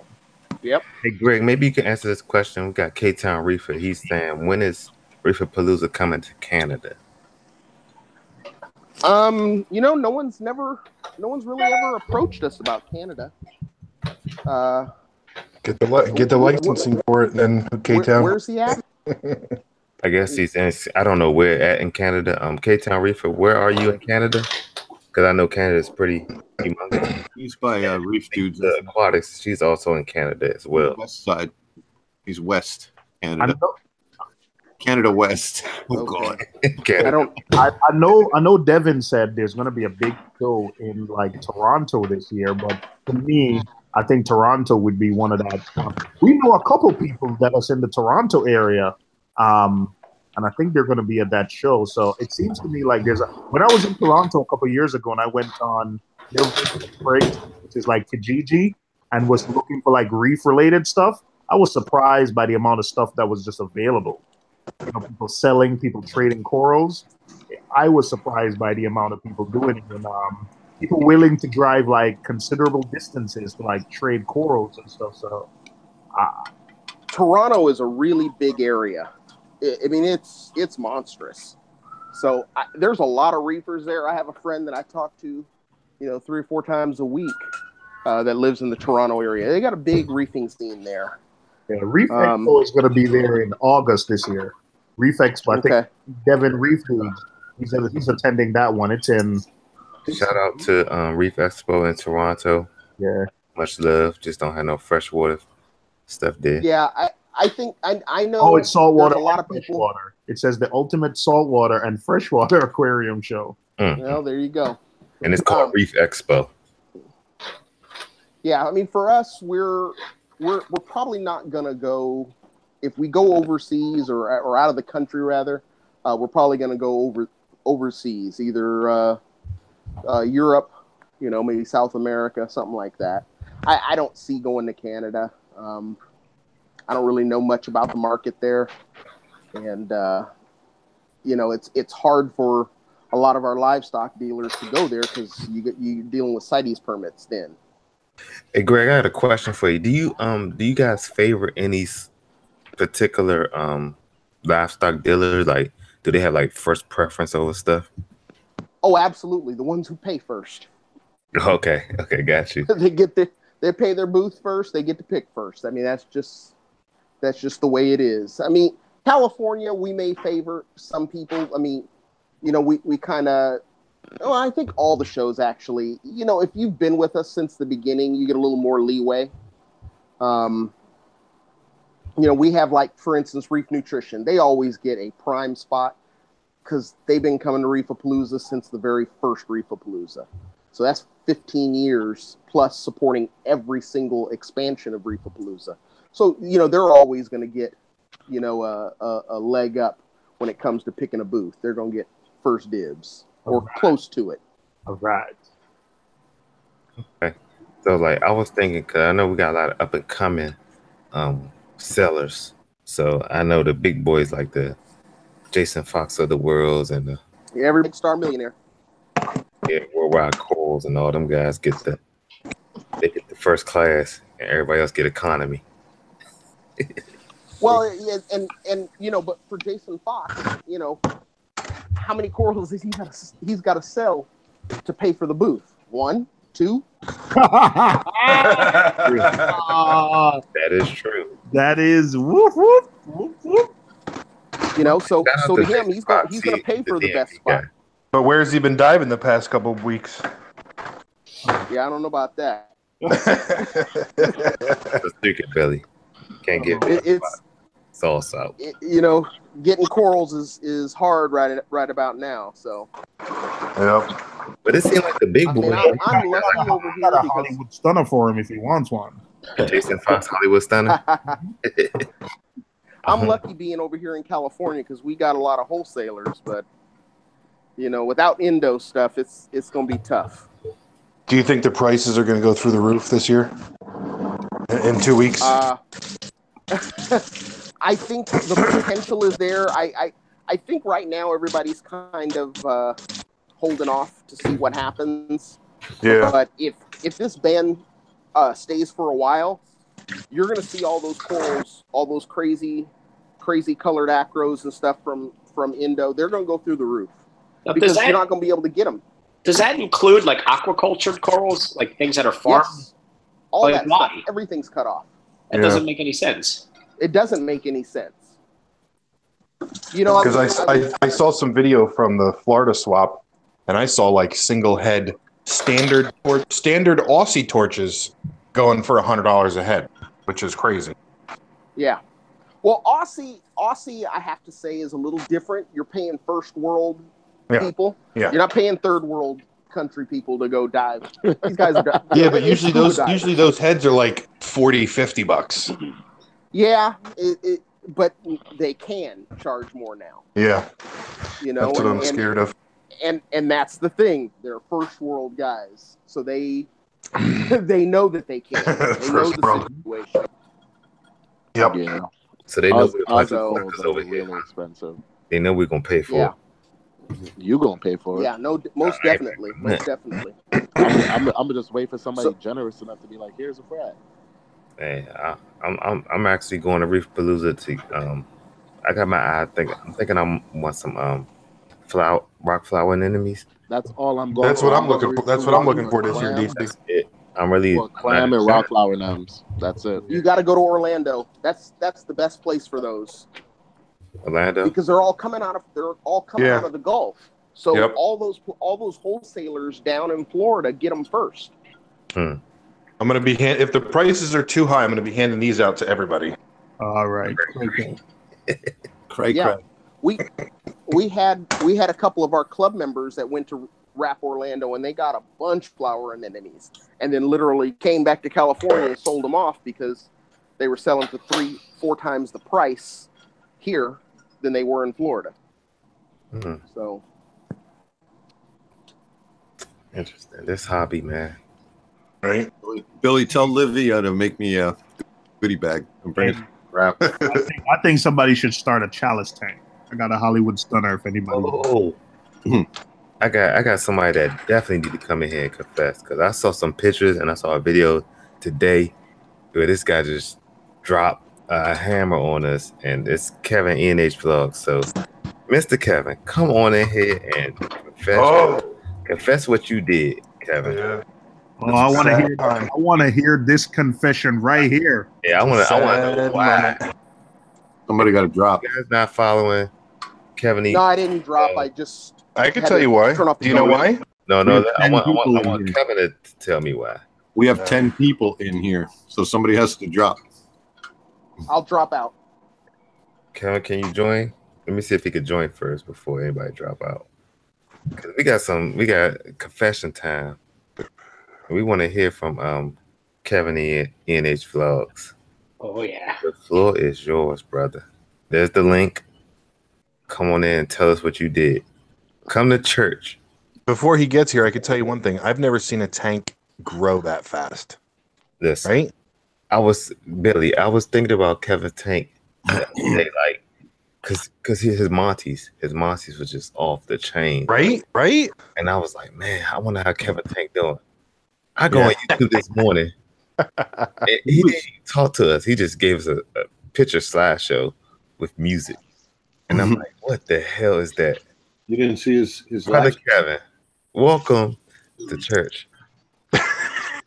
Hey man, what's going on, party people? How y'all doing? You know who it is. It's the all right. The turtle band. Ain't no I can't do all that right now, man. It's a sad time. It's a sad time. Hey, what's going on? We're not asking you to do a roll call in church. This is your roll call. We calling you to the front. Man, stranger back. So Kevin, nothing much, man. Give us a testimony. What happened with? Tell us. Well, I'm gonna keep it short and sweet. It's as simple as this. The 180 is no more. Bottom line, it's gone. They took it. Basically, bottom line is I'm moving and I had to get rid of the tank. So, you get rid of the tank or just the livestock? No, everything. Tank, livestock, everything. Not the equipment though. Not the equipment. No. I kept all my equipment, pumps, skimmers, Apex, all that stuff. I got all that stuff. It's just the tank, livestock, some gone. It's all gone. So Kevin, why? Why, Kevin? because I'm moving. That's a simple answer. What about the zoo you got downstairs, man? What's up with that? The zoo I got downstairs. What are you talking about? No, you got a bunch of Turtles, man. snakes down there. Turtles. Turtles, everything. Kevin, Everything's gone. What? Everything's Got gone. rid of turtles? No, listen, Yeah. man. I got No, wait. You got rid of the turtles? Yep, Yes. turtles are gone. Come Yeah, on, it's man. gone. Formed. Yes, it's gone. It's gone. Hey, mama. Yes, it's gone. It's all gone. It's all gone. There's no more to be seen. DC, there's no redemption for him. No, There is no redemption. Kevin. Kevin. We all commit sins, Kevin. You just committed to work. Anytime, Kevin. We just wanted to know why. That's all. We were just concerned. All right. All right. I just got one. Preacher DC. I just got one question. Okay. How many Hail Marys? I gotta say. Tell me. No, that'd be Hell Nemo. Hell, Nemo.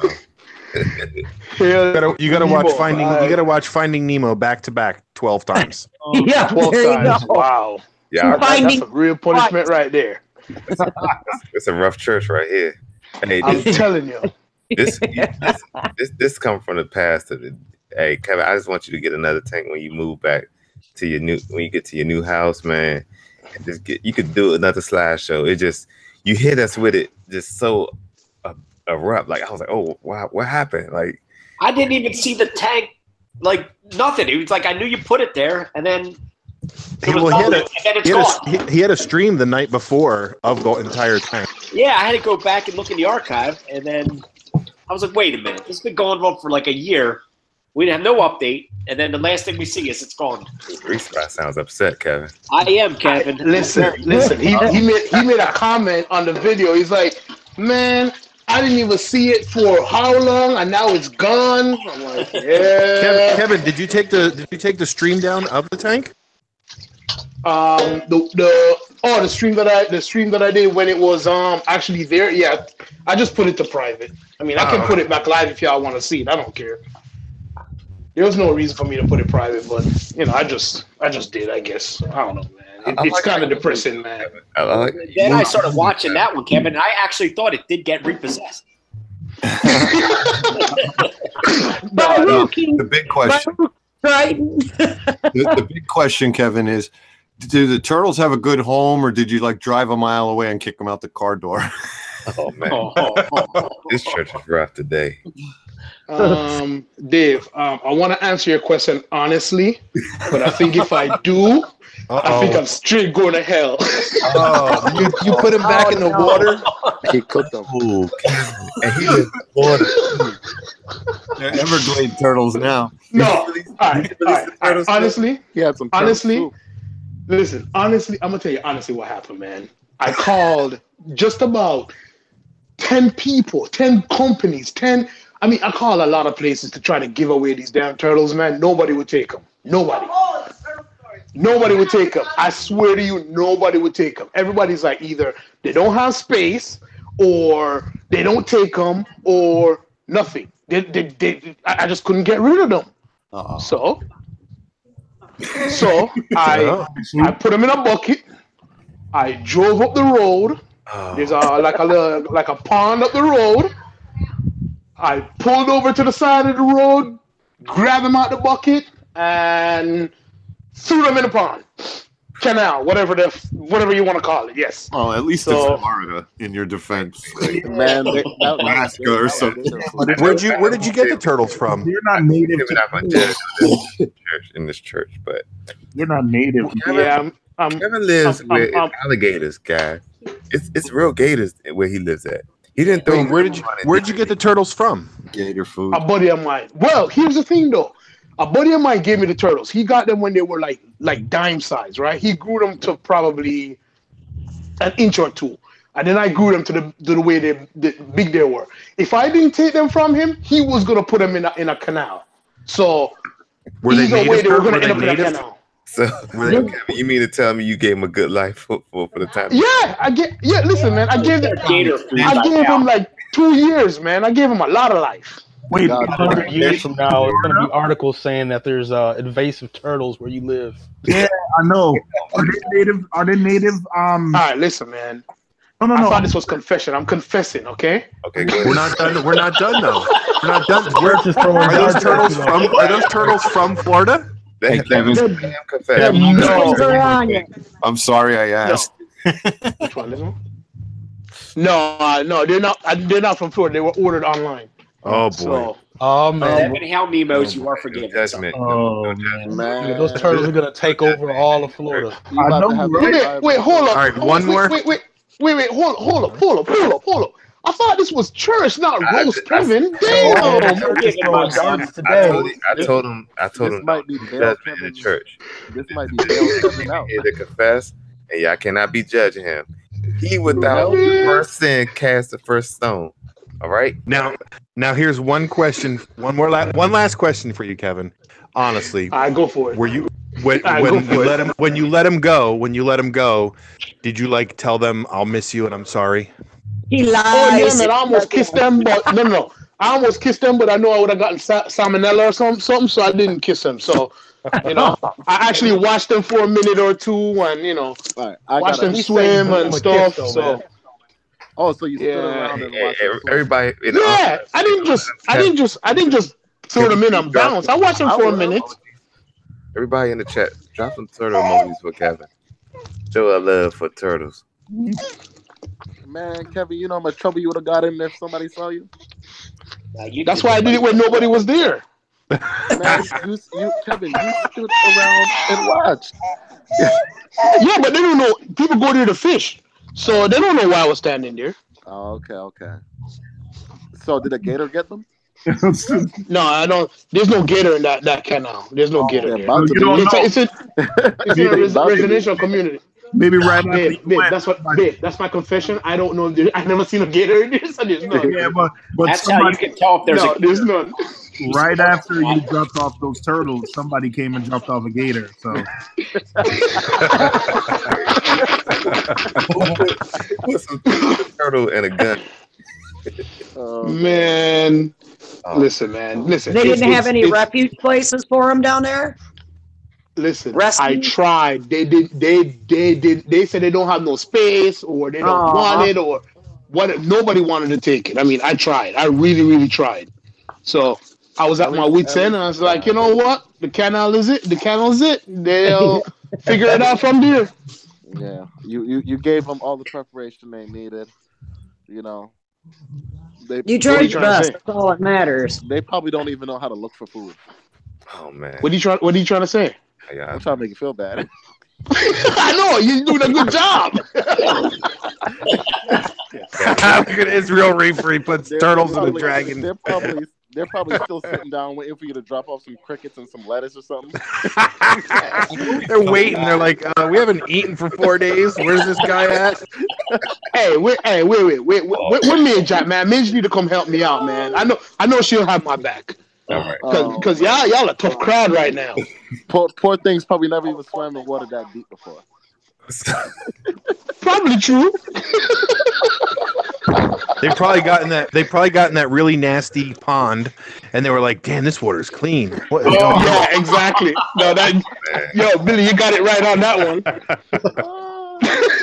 Oh, can you at least go back there and drop some lettuce off to them? Last time I seen the water, it wasn't looking too good. Did they come to the water? Yeah, it's right up the road. Man. I can go visit them.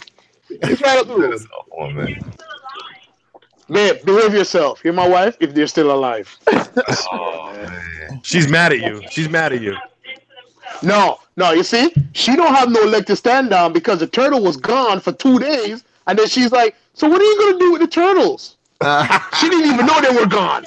That's like Olivia. I'll be like, I'll get like a whole colony. I'll get like a whole colony of something, and I'll be like, you didn't even know I got new coral a week ago. Yeah, she didn't even know they were gone. She's like, so when are you going to get rid of the turtles? I'm like, they're already gone. They've been gone for 2 days. Where you been? Crazy. Well, we're gonna say prayers for the turtles since we in church. We're gonna keep them in. Yeah, I appreciate you guys allowing me to come on here and confess in the church.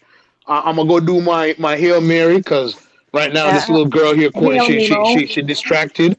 Yeah. and she ain't eating. So I'm gonna go feed her. And I'm DC. How many Hail Marys? Billy Hold on, Pine said 12 Nemos. So, You know who else ain't eating? The It's all turtle. right, DC. I'm gonna light a candle for you. All right, I appreciate it, man. all right, thanks, Kevin. All right, guys. Yo, I'll catch y'all later. All right, See you, Kev. See you, Kev. oh, man. Y'all rough. I tell you. Just had to ask, Dave. Hey, I had to know. Y'all are rough. What about that confession now? Come on. Hey, I can't follow that. The man said he dropped off turtles in a nearby pond. That's okay, man. That was his penance. I seen him holding up little signs, "We'll work for food" at the side of the road. You know, that's funny though. Kevin was, you know, we all in the reefing hobby, but he was mostly known for his turtles. He used to love those turtles. Yeah, turtle power. He made him show them turtles every time he came on a live stream. We're like, hell with the tank. Where's the turtle? Well, used to is the appropriate word. Yeah. Used to love them. You had like a little zoo downstairs. Oh man. So anybody else want to confess? I don't know how you could top that. Anybody else? And you know what? The turtle and the reef lobster, L is right. That reef lobster used to get used to come out. He used to feed them like little flake food, and the reef lobster used to come out. So I'm just, you know, I know Kevin, you know, gonna get back into the hobby per se. I know he is because he loves it. So plus he kept his And that's a sign. he just took down because he was moving, right? Yeah. He didn't want to put that big tank. He figured nothing good could come of it. He'll just upgrade it. When I moved to this house, I had 5 planted tanks to move, and the smallest one was a 40 breeder, and it literally took a month to move everything. Rewind, Billy Pike. You had 5 what? I think he said planned tanks. Planned tanks. Planned? Yeah. Planted. Plantains. Those are like those bananas, right? Yeah. Hey, but you can thank Dustin's fish tanks for making me go reef, because I used to watch him so much, and then he stopped posting regular and good videos, and I'm like, man. So I quit planted tanks, and then a month later I had a reef tank. So who was you watching to get some inspiration with the reef tank? Who I was watching to get inspiration? Yeah, you said you was watching Dustin to do the freshwater, but so on the reef side, who's your inspiration? Back then, there wasn't really a whole lot. You know what I mean? 2 years ago, 3 years ago. There wasn't a whole lot that I noticed. The reason I started my channel was RotterTube. Okay. Did you watch New York Steel-O? No. Steel-O. No. Neo Steel I hold him in high regard. Like if I could pick him up in like Lion King with Symbol with Rafiki, that's how I would do with Neo Steel. That's probably how most of us learn how to do a calcium reactor is from his video. I did a deep fan because of New York Steel-O. He was. I probably did see some of his videos as I was researching. I'm sure of it. Right. He came up on a lot of searches. That's all I'm saying. Stuff. Thomas Vision Reef is another one that his channel was more entertaining than informational. Like as far as learning, Thomas, and of course Mr. Saltwater Tank. But Thomas Vision Reef is another one that I really enjoy this channel too. I don't think I know that channel. He used to do the tank war. Like that was his thing right there, the tank wars. He was really big into like editing videos and stuff like that. So, but when it came to information, New York Steel had it. Him and Mr. Saltwater Tank, I used to kind of make them rivals almost in my own mind. Like, I was like, they don't like each other, but you know, I'm pretty sure they will. You know how you got it, you know, one person do one thing one way and then the other person do it, you know, sort of like that. Exactly. So, but New York Steel, what I liked about him was he demonstrated also. So like I remember he did that experiment with the deep sand bed where he stirred it up or like make like pocket holes or something. And he was saying, don't do this, you gotta be experienced. And it was like listening to the Godfather, like, yeah, Godfather, we won't do this, but we will watch you do it. Like, yeah. and he did it, man. And like I said, that was the only guy that I seen with like that blue sponge. That's what his tank. When I seen that blue sponge, I was like, oh yeah, he the man. Because I don't see nobody with that type of sponge in their tank. Like still to this day, it's like a bright baby blue sponge. Oh, it's beautiful. But I'm glad Dustin stopped making videos for you, Billy Pipes, because we glad to have you over on this side. Yeah. Yeah. Hey, I got a hey Brian. I don't know if he's there. The Biz. Yeah, I'm here. Hey Biz, I sent you an email Mhm. a couple days ago. So when you get a chance, just Look in your spam folder. I need some help with some programming. Okay. All right. So I don't think I said that in the email, but I do need some help. What happened Thursday? Oh, well, while we're confessing. I had Oh, did you are you leaving stuff out? Oh, no. He was at my house asking a million questions about T5s. My son, I had to take my son. My wife works nights, so evening stuff like is all me now. So I'm adjusting to like having the kids by myself in the evening, and then there was a project that my wife usually handles. So when you're the only one who is, I now had to do a science project, and I procrastinated, left it until the last minute. So Thursday, I was just trying to do a science project, trying to get clothes ready and lunch ready for the next day. It was just a mess. There was no time for streaming. We didn't have no stream. You should have called me. At least I could have put a stream up. Everybody was looking for a stream. I know, man. I gotta do better. I'm still adjusting. Yeah, once you put it out there, you gotta do your stream because people look for it. I didn't want to do a stream tonight. I was asleep when you text me. I got a confession. This is like a weird one, but it's a mini confession. So I my Apex failed when I was in Memphis, a couple weeks ago. So Neptune System was kind enough to swap my Apex for me, give me a new one basically. The idiot that I am, while hooking up the new one, emptied like alkalinity in the new one. So I didn't even get a chance to hook up the new Apex they gave me. It didn't work because while I was connecting all the wires to it, I disconnected my dosing lines, and basically like 100 mils of alkalinity kind of back siphoned into the Apex. So whoops.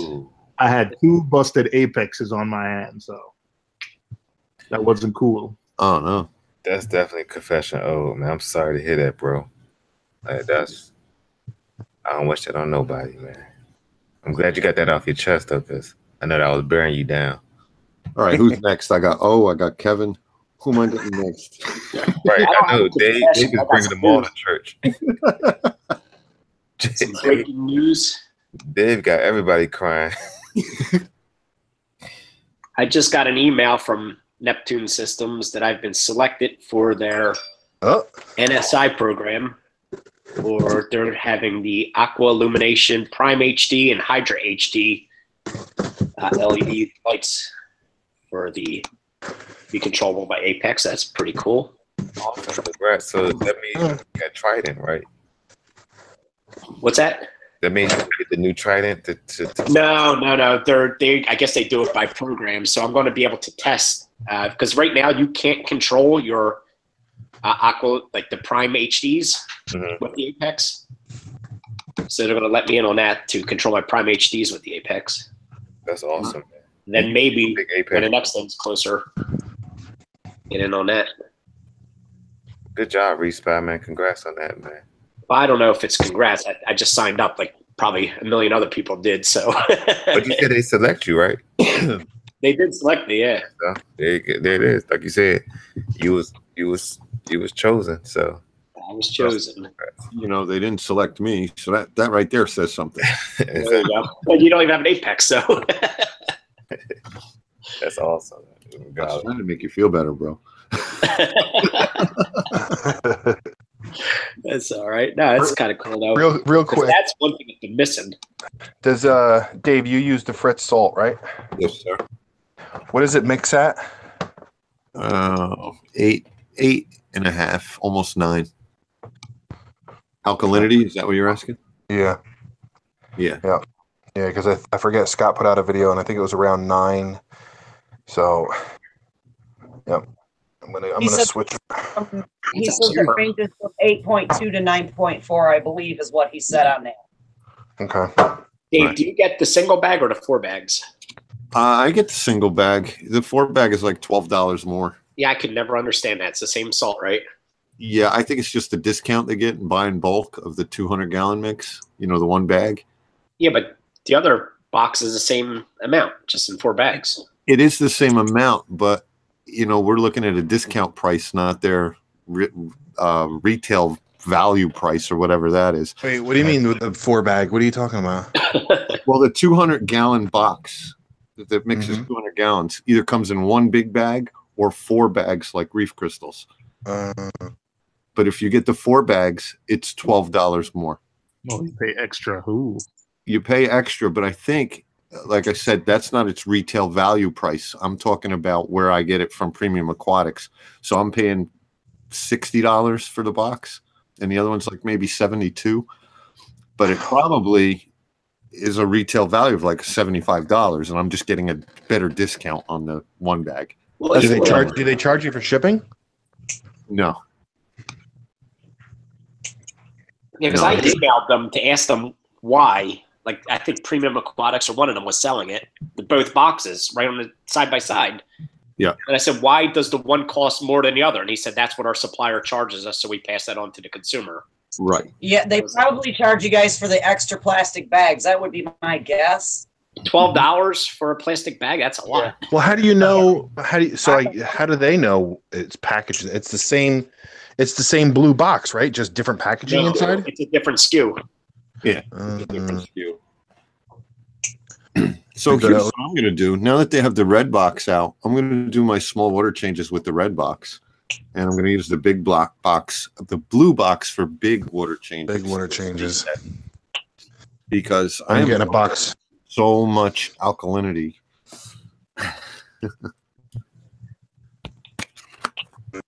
Yeah, I was going to switch to Fritz. If I ever switch to anything, that's what I would go to. I like Fritz. That's what I switched to. It close like Fritz, but you told me to switch to Tropic Marin. It's too expensive for me. I only do with the Triton method. I'll only do water changes if I'm doing big ones, and it's because something went wrong. So I do a series of large water changes once a quarter to like do a system refresh. And if I get a Triton test back that like I have elevated something, like now I'm battling high phosphates, so I might do like a series of water changes to, you know, try to get that out. So when I'm doing them, they're large, and Fritz matches my parameters, you know, what I keep my tank at, and it's a good value. It's about $50 for the 200-gallon box, while Tropic Marin was about $110. And I could get Fritz for $50 locally, and I could get Tropic Marin as about $110, $120 locally. So why don't you tell me that? Huh? In Brooklyn, I could save $12 and just pick it up. Ocean Gallery has it for $52 for the blue box. I didn't know that. Well, $52 for what? For Fritz? Yeah. That's really cheap. Yeah. I plan on being, you know, pretty much set on Fritz. I plan on getting at least a box or two at RAP. Yeah, that's what I got to do a water change to bring all the stuff. And if in my system, if I do a 25 gallon water change with Reef crystals, my alkalinity goes bonkers. How many cores you plan on bringing, Billy? Use Instant Ocean, Bill. Like 60. Instant Ocean's like 10 point. I just did a 2-gallon mix to see, and the alkalinity was 10.5. Yep. I use Instant Ocean, and I find mine is about 10.1, and I have to let it set for a few days to come down. Yeah, I did a bunch of large water changes with Instant Ocean, and my alkalinity spiked. You know, I'm normally running 8, but I've been having some issues, so I've been doing large water changes, and yeah, my alkalinity jumped up to about 9.5. So right, that's why I went to Fritz. You know, I can get Fritz. So So here's the thing, DC. You just I'm probably gonna bring like 50, but for anybody that's on the stream, if you are going and say, all right, so say somebody has something for DC. DC, say Reefing with O brings DC a frag. You could put it in my frag tank at the swap till Sunday if you want. I'll put it in like the no sale section. That's awesome. Do you have enough room? Do you have enough tank space, Billy? Yeah, I think so. I'm only like half full now because I sold like half my stuff to Mark over at Ultimate. I was planning on bringing quite a bit now, so. Oh, okay. But I was just wondering if you need more, I can put together a frag tank as well. No, I only got room for this one tank. Okay, all right. That's what I was curious about. So Billy, let me ask you a question. Since you're basically the only one in here that's selling coils, walk us through how you're going to set up your booth and how long it's going to take you, and what's your ways of thinking about making your booth stand out. Good question. Well, I'll show you because I built. You know me, DIY. I had to build my own booth. I think what he was really getting at was, are you going to have any booth babes? Really, Mr. OC Reef Spy. You already know the answer to that, Reef Spy. You've seen them. Uh-huh. So we're gonna go in the mind of Billy Pipes. For so let me find the tote. So I prepared back at Christmas time. So when Target had all their Christmas lights, was it like, I don't know, 90% off? I went nuts and bought. Bear with me. It's just oh yeah. So I bought all this stuff here. These are these blue LED Christmas lights. Nice. So I got a whole bunch of boxes of those. Are those gonna Wait, what? Are they gonna do? Gonna light up on this? Yeah, they just light up. I'm gonna put them around the. I'm gonna put them on the tables. Just light up around the table a little bit. Just gonna wrap them around 5 bulbs. All right. Yeah, I'm gonna be going LED at the show. Then I got one of these, those big spheres that you see in front of people's houses that like light up the whole house with like random strobes and stuff. Yeah, a strobe. Yeah, like one of those big spheres, and the whole front of your house is lit up by all kinds of lights. Yeah, Like talking about. projection. So I got one of those. That's what I call dedication. Here's the tanks. So you basically saying your booth gonna be lit?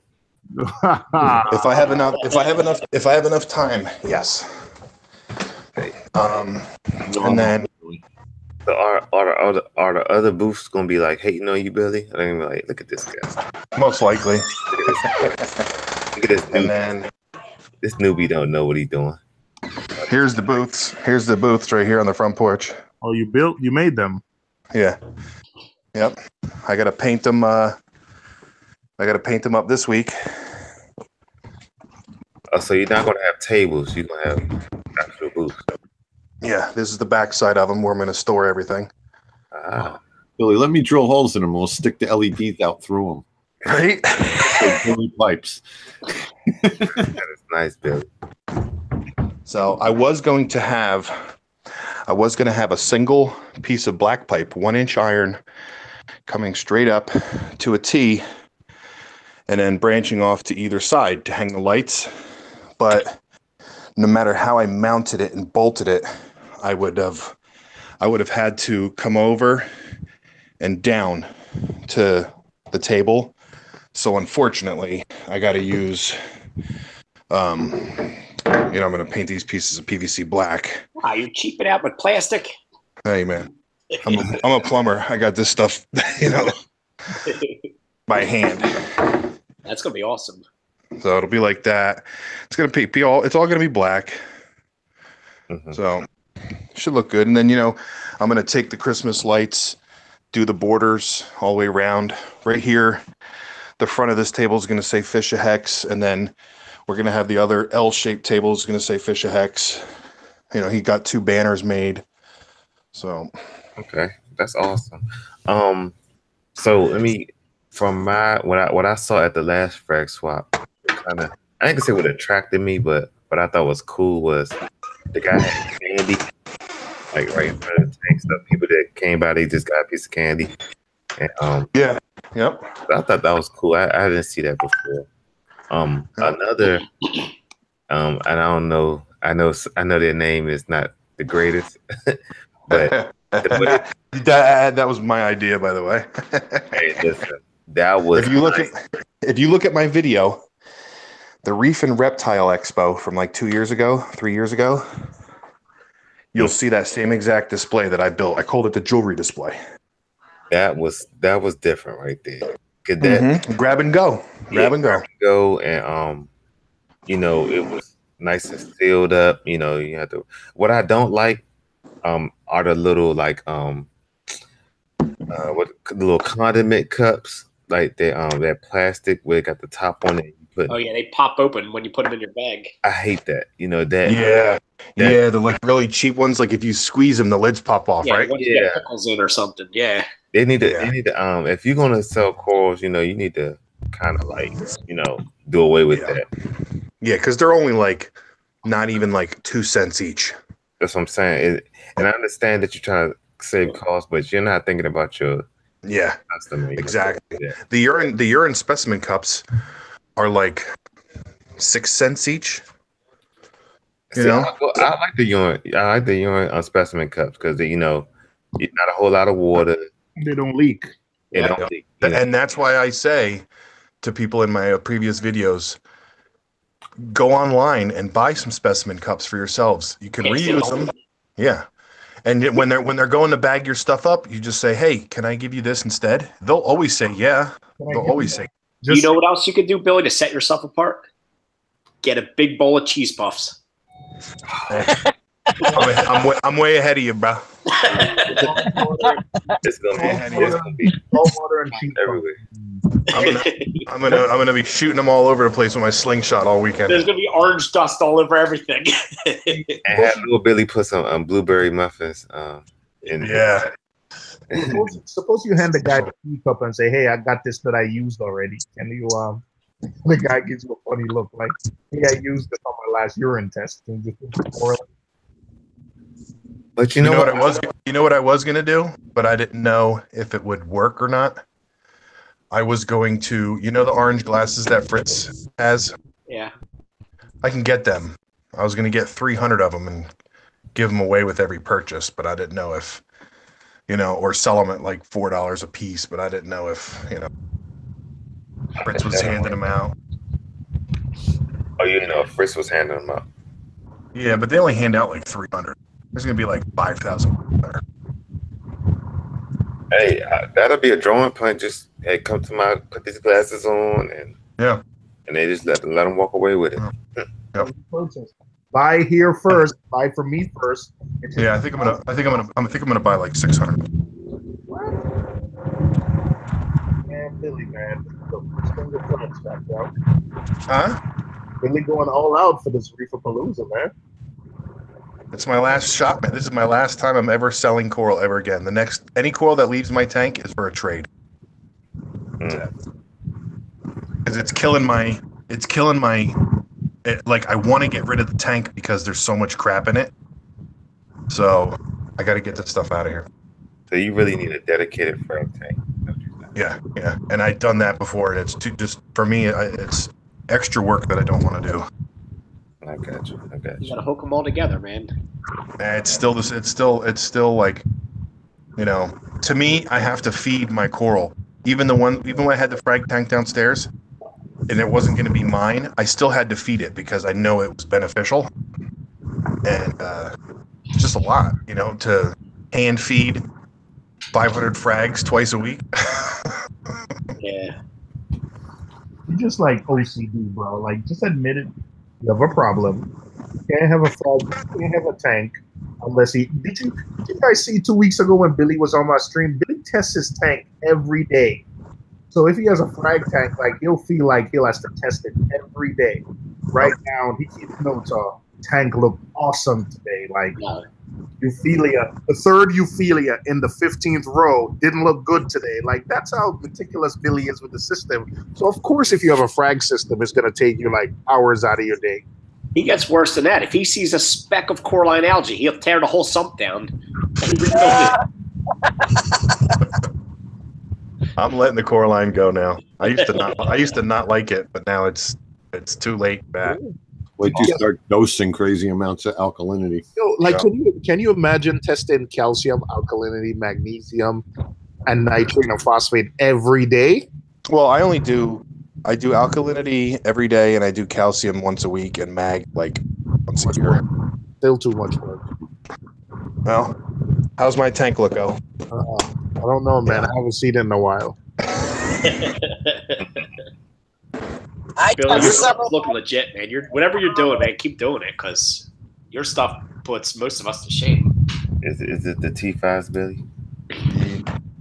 No, it's not just the T5. See, look, here's my let's see. That's like so old school, man.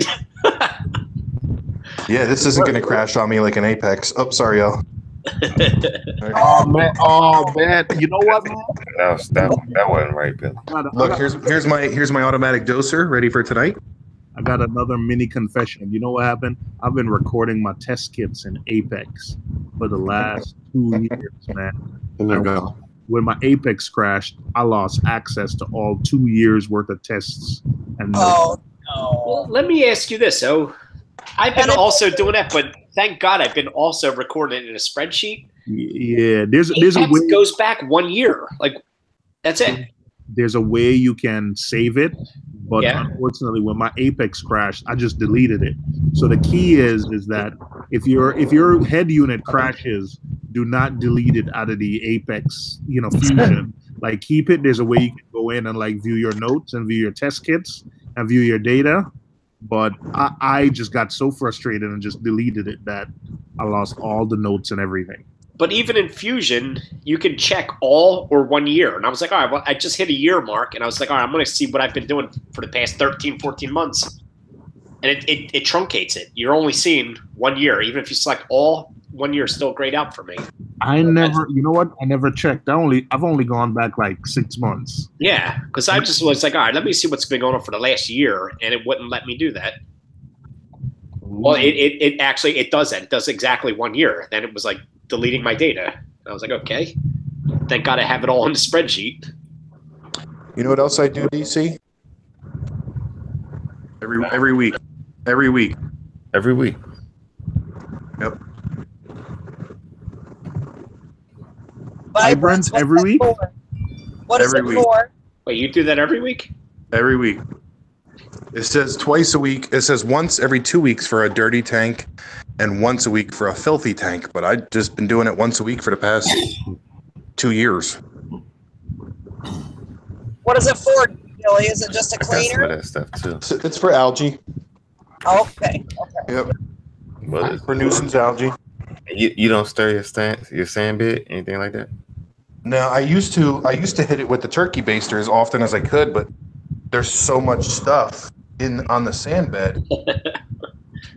That's why I'm getting rid of a bunch of stuff. But I have all the snails and the conch that do all the stirring. But hey Billy, what are you doing with that coral right there? Yeah, I found out what this one's called. It's called the Happy Magician. It looks happy.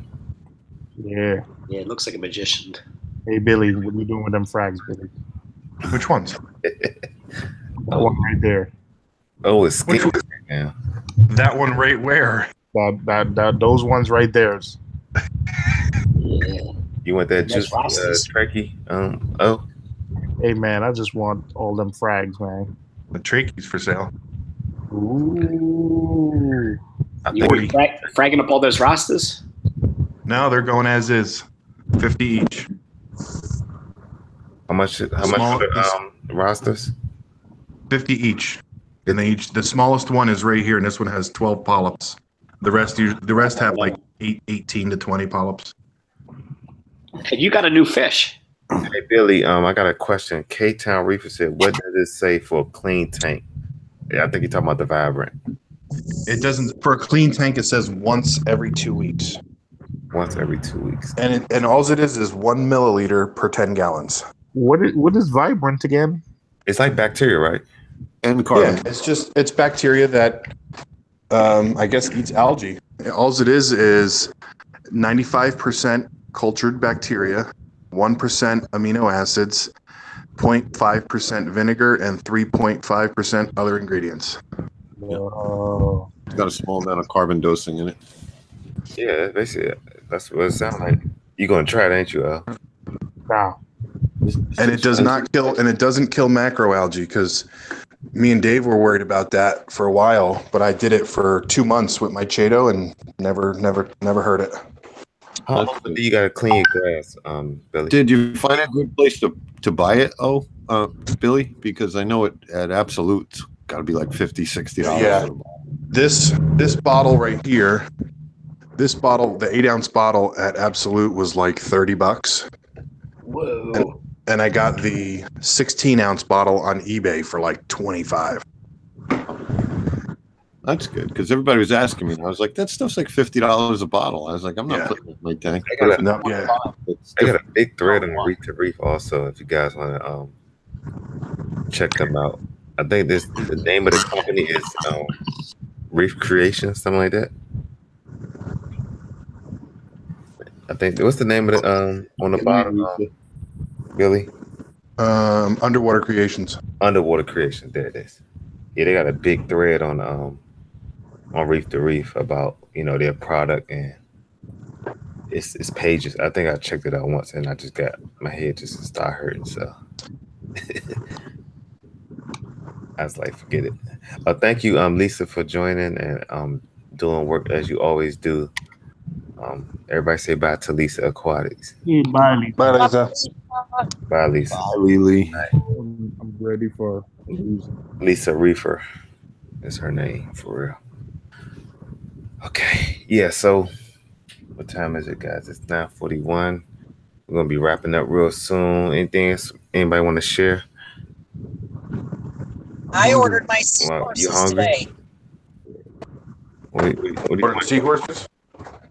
I did. Nah. I think I need some coffee. Do you like seafood? Oh hell yeah! Who doesn't, bro? Hey man, when you come to DC, bro. Hey DC, you want meat? You vegetarian now, or is it that time of year where you vegetarian? It's that time of the year where I eat seafood. So. Oh, okay. That's I'm not sure. New York. You changed like the weather, bro. So I'm not sure if like June is your vegetarian month or what is it. Why can't I enjoy some seafood, man? Wow. Last year at Palooza, you were see trying to convince me to go, not even vegetarian, vegan. And then the next time, I saw you post an Instagram picture with a steak, bro. Like, come on, man, bro. You ain't seen me with a steak. DC, did I ever show you this, DC? What is that? Is that a license plate that say Billy Pipe? The garden steak. Is that real, Bill? Yeah, I got to put it on my truck. Dude, how much those things cost? Like to get it custom? How you want it? I forget. We ordered 2. Extra $50 a year, I think, or just to get the plate. Yeah, $50 a year. No, it's your registration plus an extra $50 when you order it. I think. Oh, okay. Yeah, because I'm looking at this Suzuki Gixxer 750 motorcycle, and I want to get some custom license plate. Oh yeah, I didn't know I was a biker, huh? What, you gonna put DC Reefer on it? I think I'm gonna do that. I think I'm gonna do that. That'll be cool. I think so. Because people call me DC all the time, so you need your official unboxing table. But it's your initials, man, and you live in DC, and you a Dallas Cowboys. I don't even think you know what it means. It means everything. Oh, okay. Hey, here's a question. Does anybody need this? I'll give it to him at Reef Palooza. Oh, there you go. Oh, you out of the runners. Oh, you don't. Yeah, dibs. Anybody need a UFO? Dibs. You want it, Respy? Yeah. It's got the cord coming right out of it. It doesn't have. No, I put an extension cord on it and like hooked it all up. I got you because it wasn't long enough. I got it. Yep. Man. You know what? Actually, no, I don't need it. Yeah. Hey, Reef, man. What do you? Hey, Respy. I think we spoke about. Hey, Respy, you got any frags over there, man? Might. All right, Respy. We gonna talk offline. We'll definitely talk, man. I got something for you. I just need to know what you need. All right. Hit me up. All right. I'm still sticking them things in the tank. All right. All your stuff's still going strong, Dave. I gotta got it all. I got some Zoas for Fishy Snowman, and I'm definitely gonna. Whoever wants mushrooms, I got Take some mushrooms. I got shrooms for you. All right, I'll bring some rocks with like red discosoma and some and maybe some Superman, the red ones with the blue dots on them. Nice. Oh, those are cool. That's nice. I think Dave was the one that said that all easy to keep corals become invasive corals. That's true? Yeah. Yeah, they do. I got listen, Respy, if you want tan mushrooms, if you want some other type of brown like bounces, listen, man, I got mushrooms. I scrape them out, I stab them, I kill them, and they come back. So I got my little I gotta put an update on my little 5-gallon Pico, which I just I moved that 1 gallon over to a 5-gallon.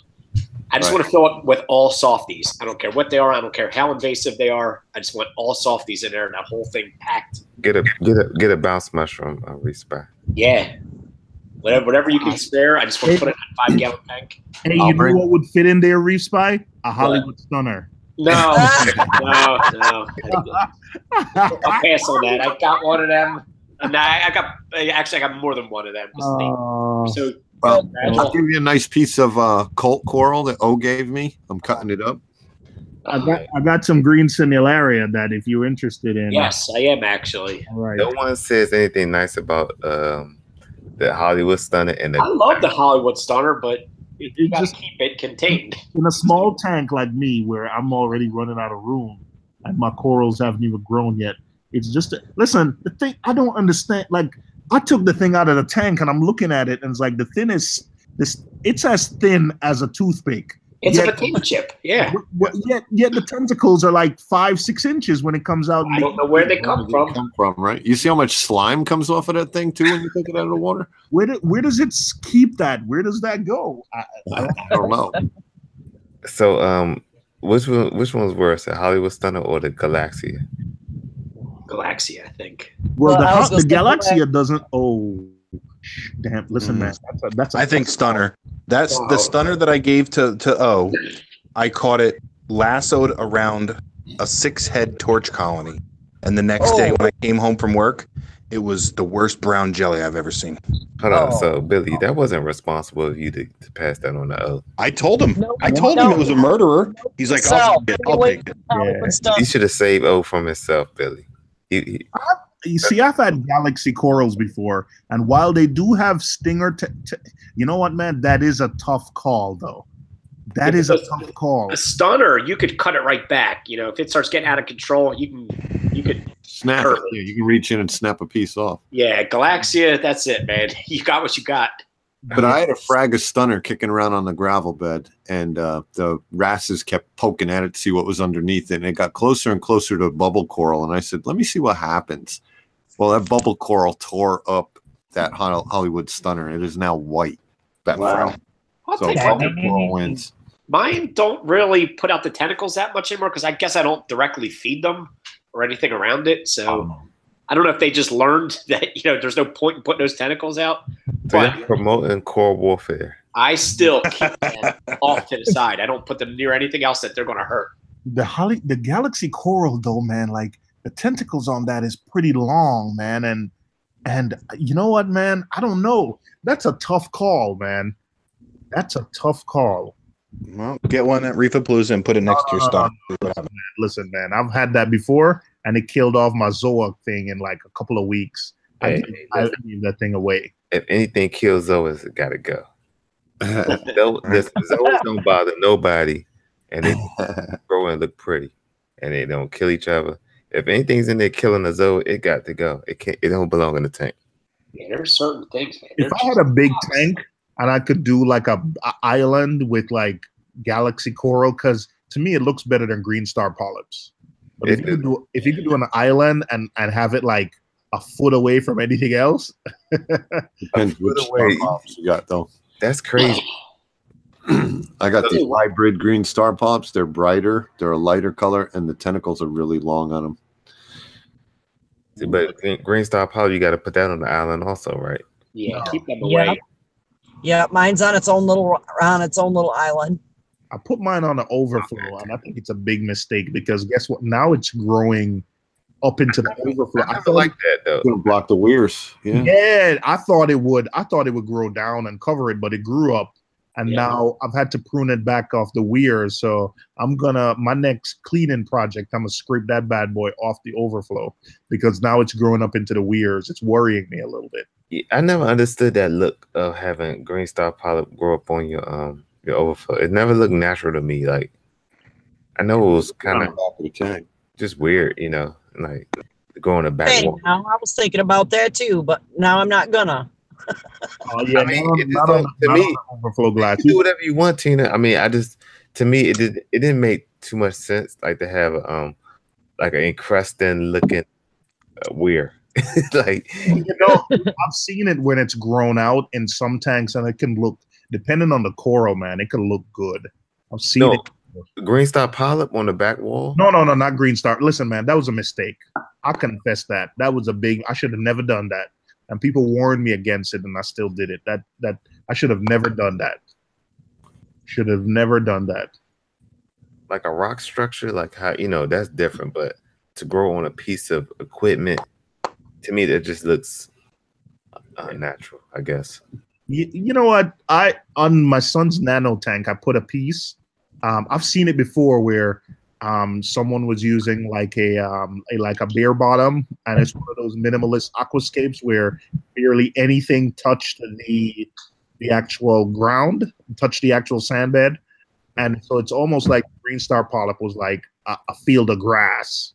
Yeah, that looks nice. It looked good. Yeah, it looked good. And then what happened is every week you're cleaning the glass. Like I forgot where I saw that. If I saw the tank in person, or I saw a video, or I saw a picture. But I remember when it was mature, it looked good. It's not a good concept though, because detritus sitting on green star pops is a bad idea. They don't do well. You need a good flow across the bottom. Well, yeah. I'm gonna try and find that. So I thought that was the whole idea of growing green star polyp on the mat to prevent detritus. No, it hurts them more than it helps them. It's a detritus trap. You got to be able to clean it out, which that's what I do with mine. Once a week, I just use a turkey baster and clean it all out. Right. Yeah, see, that's why I'm a fan of sand. I would never have like a, now. You're not into grass bottom. No grass bottom tank. My thing is sand, just because the light reflect, it just looks better than a bare bottom or like a green star pop bottom. I like sand because to me it reminds me of the beach. Yep. In the Caribbean. Same here. But my bubble tip tank. But I do appreciate the maintenance of a bare bottom tank, because even my new bubble tip tank that I'm putting up, no sand, because I want it to be as easy. It shouldn't add any additional work to whatever I did. So I'm already, kind of vacuuming or turning over my sand bed once every couple months. This bubble tip tank, no sand at all. So it should be as easy maintenance as possible. I'm gonna plumb it into the main system, and so it'll get all its nutrients and everything from it. No sand. And where you getting this bubble tip tank from? Just kidding. Billy Pipes. I'm getting it from Billy Pipes. The hanging. It's a big circular. Oh no, I'm not saying nothing else. What? Nothing. Oh what? Well, you already started. Nope. You got to stay tuned. You got to make sure you hit that subscribe button to Reefing with O and Billy Pipes. I think bubble tip tank will look the best under like Kessel lighting because of the shimmer. Oh man! Yeah. The thing is, it's going to be right next to my TV. So the only thing with the Kessel shimmer is that it doesn't affect But my thought process is have this light come on real early in the morning, have it on a different schedule than your main tank, have it come on real early in the morning, and have it go off earlier. So in the evening, 5, 6 o'clock, when my wife and I settle down or we're ready to watch TV, it's already gone through the process of it. The lights are turning down at that time. Because it's gonna be next to the TV. So listen, man, that Kessel shimmer, I love it, but that thing can be intense, especially actinics. When you have Kessel shimmer on all blue, that shimmer can be intense. It can give me a headache. Like Kessel shimmer with good surface agitation, all blue, that gives me a headache. So I don't. Yeah, but that's exactly what I was thinking, man. A Kessel. I got a Kessel here. That's what I was thinking. A Kessel, but well, you saw what BRS studies said the best for anemone tanks is, right? Shut up. Listen, man. I'm not putting no T5. Do they make a 15-inch T5 fixture? Yeah, 12. Or no, I'm sorry, 11. Do they? They make an 11-inch bulb. What? Where? Where can I get an 11-inch T5 fixture? I've seen it here in Michigan. They make T5 bulbs 11 inches here. Oh, yeah, they are 11-inch T5 bulbs, but do they come in Blue Plus? No, Giesman makes 11-inch. What? But you got to buy an 11-inch Coral Life dual bulb fixture. What's the biggest bulb they make? The longest? 60. 60. So they don't have a 72-inch. Nah. No, not a Coral Life. No. Wait, wait, which one is the Coral Life T5? 24 inch. Well, yeah, you don't want to use their bulbs, but it's a Coral Life. I think they used to use them for refugiums. Whoa. I gotta find this, bro. Like you piqued my interest. Yeah, they're like $60. Yeah, where can I find them, man? I'm looking. They said they come 24, 30, 36, or 48, man. eBay. They don't make them anymore. Oh, man. What am I looking for? Coral Life 12-inch? I don't remember. I think they might call it a 12-inch, yeah. I got a question in the chat. It says, from DM's Reef Tank, do you guys think corals grow better with just blue lights? I'm running a 30-day experiment on that, actually. I think I don't know, because mine, I have the current Orbit IC Pros, and mine they come on at blue lights in the morning, and then they go to have the white lights, and then at night they sun down. So, well, this is my thoughts on blue lights. And they say that the coral, I forget what it is, what the chlorophyll is, but they get it from 450 and 460 nanometers. That's what the coral like the most. That's what they use the most. And 450 and 460 is blues only. Yeah, I don't know. I mean, I think they color up better on the blues. Yeah. See, my blue. Oops, I'm sorry. You go into store, they're always blue. Always on the blue lights because they look pretty good there. But I don't know, man. I like mine more white. I like the more natural look on my Reef. Yeah, me too. So you like the white look of Reef Spy? Yeah. Yeah. See, Reef Spy's tank in person is like when it's all lit up under whites, it looks really good. Yeah. Like you can, it's like putting on a gel filter, but you don't need it. I don't think I could ever get used to that look. Yeah, I don't mind it. See, I don't mind it because that's what when you look at the beach and the water looks blue, but when you're actually in the beach in the morning and stuff, like it's not overwhelmingly blue. It's like almost like white. If you're at the beach and you go under, it's like white. So I don't mind the white look, to be honest. Yes, I know, like all blues. Yeah, I run the AB plus schedule basically. It's too blue for me. I actually put it up to the more 14, 15K radions because I like that look.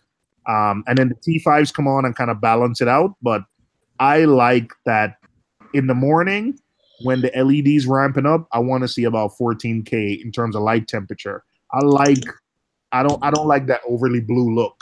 I don't. You know what? I don't. I think it depends what kind of corals you've got. Like if you've got all zoas and stuff, they look awesome under the blue lights because they're so neon and everything. Yep. You got more acros and everything. To me, I think they look a little bit better under the whiter lights because you get to see their natural colors. But you know what, DC, are you still getting the hybrid? No, because I'm changing. I'm getting a new tank. Gotcha. Okay. Getting a new tank. I know I was supposed to keep you informed on that, Billy, but no, yeah.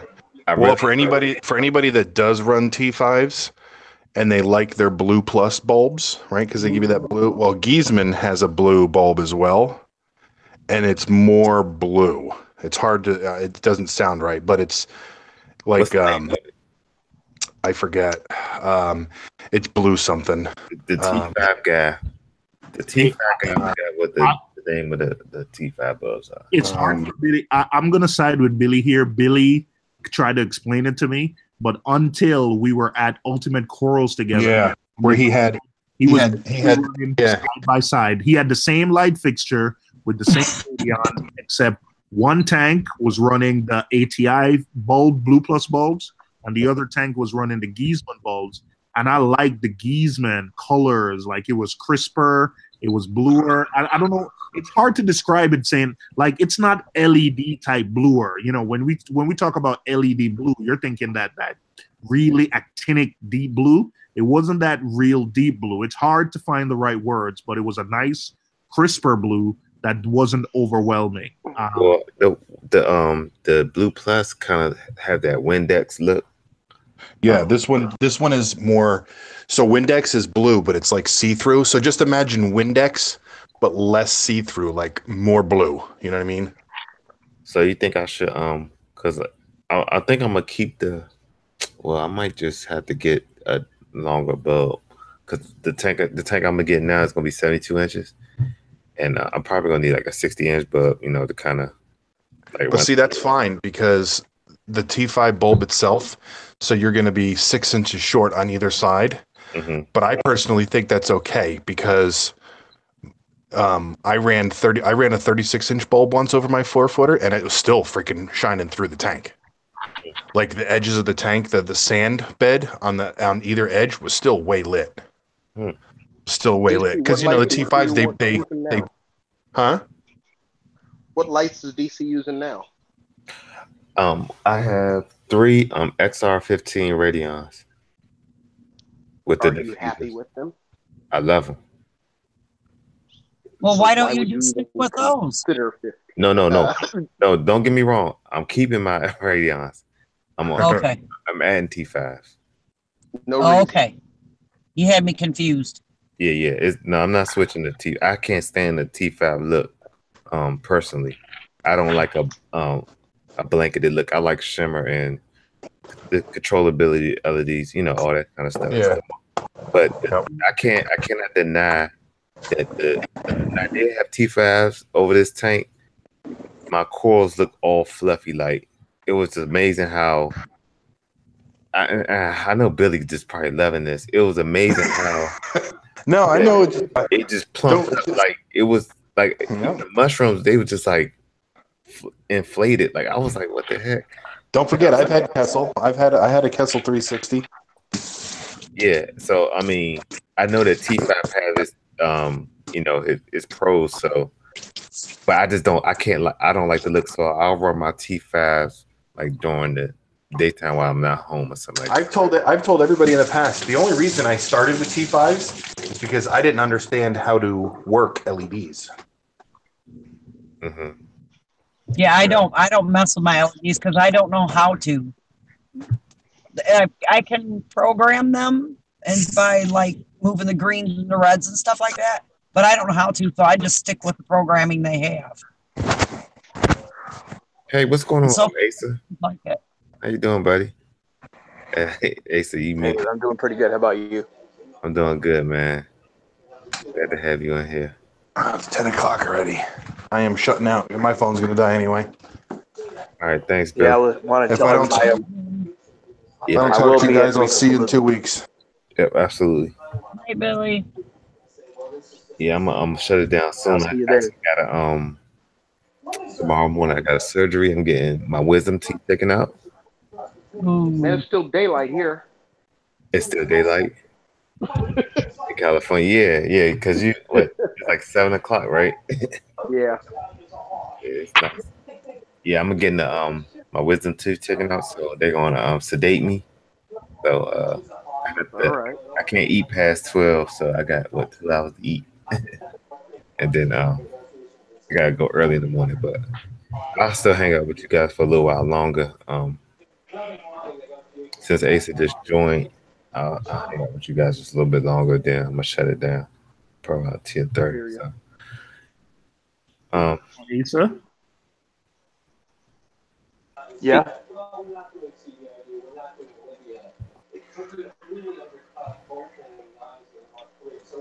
I'm trying to find these T5 lights that Billy was telling me about, because I would love to put like a little T5. You know, I would love to put like some T5s on this little tank. It would look nice, and But I don't think those 11-inch are high output T5s. They're just regular output T5s. I think 24 inches is the only ones that are high output. See, and the only person. I mean, I could be wrong. No, I'm only finding them in Coralife, and I think you're right. They're not a high output. Yeah. No. You can always do compact fluorescent 50/50s. Hey, those was the go-to lights back in the day. How about a halide? Halide over a 10-gallon tank. Don't knock halides. Hey, I'm not knocking it. I'm. I think you knocking halides. I just bought a couple of XHOs. Hey, I was gonna put highlights over this tank until I had to shut down the lagoon. I had them and everything. I sold them to my LFS. Cool. Yeah, on my new tank, I was going to do a Geithman Spectra, but the Radions, I just couldn't get away from them. Oh yeah, you have the XR30 or the 15s? I have 6 XR30s going on that. Ooh, that's what I'm talking about. What size tank is that? It's 250. It's 62 inches long, 36 front, and 27 tall. Excuse me. Ooh. So basically, it'll be 2 rows 3. Ooh. That's gonna be nice. Who's building the tank? Huh? Who's building it? Well, it's already. We can see you, sir. We can see you. It was AGE. AGE. That's right. You did say that. Yeah, you did say that last time. Yeah. Asa, we can see you waving, Asa. We see you waving, Asa. Can you hear me? Yes, we can, sir. Oh, on this end, I've got a line through my microphone. So anyway, I see them clear. I was saying that I got a couple of XHOs, 60-inch. That's a Reef, right? Yeah. So what? That's the only light you have over the. What light do you have over the tank now? T5s and the XHO. Got 4 T5s and the XHO. I have the AP 700 sitting in the drawer. Man, you're not man. I love Reef Brights. That's why I got. That's what's lighting up. That's what's lighting up this tank right now. It's a Reef Bright. It's the best blue light in the period. Wait, what do you wait? What do you have? You have 3 Radions and an XHO and a Reef Bright over the tank? Yes. It's not the XHO, but it's the regular blue light. I can't remember the name. So what do you use that for? Like a tinted? Yeah, just straight out tinted. Yeah, but you already got 3 Radions, man.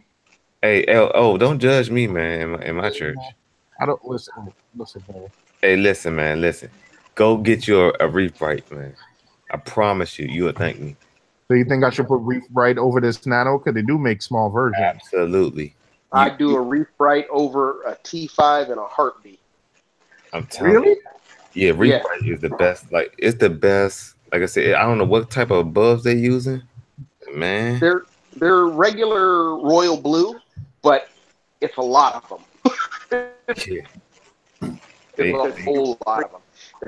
So Reef Bright, you're talking about the actinic blue or the blue XHO? Which Reef Bright are you talking about? I got the actinic blue. The XHO is just more of them. Basically, that's the only difference. Yeah. So I could get the tech strip light and get the legs and mount them over my tank that way, because I was gonna put these over my huge, because they do make an 8-inch version. So I could get the legs for the 8-inch version, the 50/50 tech strip. Like, what are you guys saying, man? Come on. Man, listen. Hey, I would tell everybody to get it. And I got Radeons, but I still run my Reef Bright because I don't know, my corals look different. It's just they react different to that strip light than they do my XR15s. Even when you just have all the blues up. Yep. On the XR15s. Yep. You can see the difference in the. I don't know why it looks different. Like the Zoas got more pop. It just got more pop than the Radeons. So let me wait. Hold on. I'm still trying to figure this out. So if I was gonna do Reef Bright strips, I do one actinic and one daylight. Like, how do you mix? They have a 50/50 one too, I think. But the thing with that is, I think you have to buy some type of dimmer or some type of make it 2 channels, because once you plug it in, it's just both of them gonna be on. But you got the DIY guys, so y'all probably could figure it out. No, but if I'm using 2, I just have one come on first, and then Yeah, just go with that then. But I do know they got a 50/50 one where it's half blue and half white. You know, Reef saying XHO get them OU 11. Yeah, I'm telling you, Reef Bright's probably one of the and then they don't never change their lights. Like, you ain't gonna see no generation 3 or 4. There's a reason for that. Yeah. Wait. What's the reason? Or maybe you can't say publicly. Oh, I can say it. Tulio is old school. That's as basic as I can get it. I mean, I don't think he's ever gonna change, and it's not because it's just one of those, it ain't broke, don't fix it. There's not as much innovating going on as some of the other companies that are really chasing success. Oh man, you can't be talking about your own radios you're about to put over your tank, man. You're not talking about radios, man. I got a Radeon on the tank now, on my little tank. Hey, sometimes I wonder, to be honest, back when I was in IT, computers used to come out every year, and you'd want to upgrade every year. But sometimes I wonder, like, we go from warm white to cool white, and right.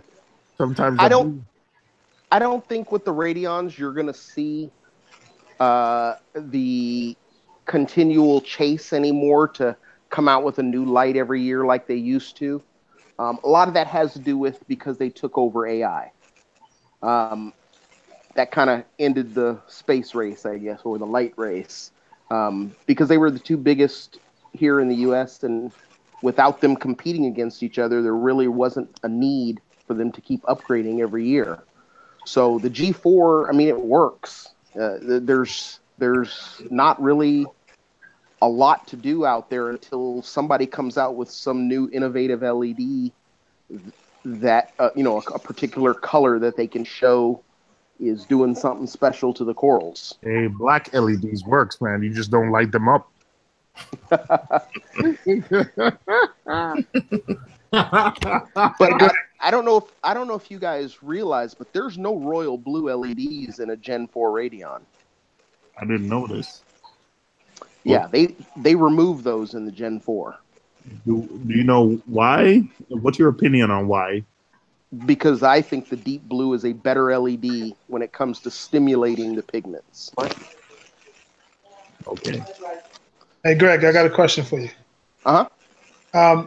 I don't know if they already asked this, but other than Reefapalooza, what's your connection to the whole reefing industry? Well, I used to do a lot of beta testing for a lot of the companies out there. Being here in Southern California, we got a lot of companies that are kind of based here. You know, I had a real nice SPS tank, and so a lot of companies would ask me, hey, you know, will you try this or will you try that? Like Phoenix. You remember Phoenix metal halide bulbs? Yeah. Okay. I was one of the first to test those here in the U.S. The picture of the corals on the box, that's my tank. Ushio, they're also located here in Southern California. Same thing. I tested all of their, when they came out with all those 20K bulbs and 14K bulbs, I tested them for them. A lot of it is because I'm local, so that the engineers could actually come to the house and see, you know, what was going on and whatnot. I did a lot of work with Aqua Sea, helping him improve his skimmers. You know, he's moved on now, but you know, just worked with a lot of companies. I'm sure you've heard of Warner Marine. Remember when they had their skimmers and whatnot? I did a lot of did a lot of work with John Warner, helping him design those, and you know, bouncing ideas back and forth with him. I do a lot of beta testing inside reviews for Marine Depot. I've been all over, but mainly it was because I had a nice SPS tank. So with Aqua Sea, are they still in business? No. Oh. No, they just recently sold to Cobalt. Skimmers and everything. Oh, that's why I'll be honest with you. I think they just wanted the website. The website for Aqua Sea was proteinskimmer.com. So that was really, I think, the only thing of value. I mean, maybe they're going to try to build the Remoras, but it doesn't make sense to run a skimmer company in San Diego. I mean, proteinskimmer.com redirects. Oh man, this is my purview here. Like, buying a company for the sake of the website in today's day and age, like, doesn't even make sense. No, it didn't. I didn't see why they did it either, but I guess they thought they saw some value in it. So, yeah. Are you currently in the industry as a living, or? No, I work for probation. Okay. Not on probation, just working.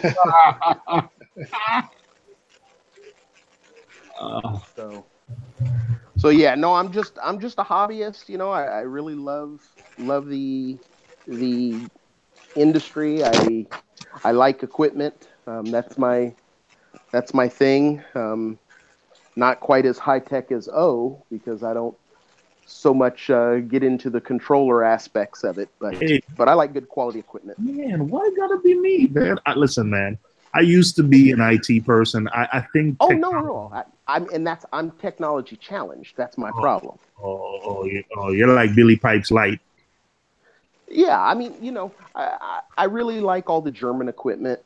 You know, I think you know, they engineer good quality. They suck at electronics for the most part, but they do a good soft. Excuse me, they don't suck at electronics. They suck at software. Yes.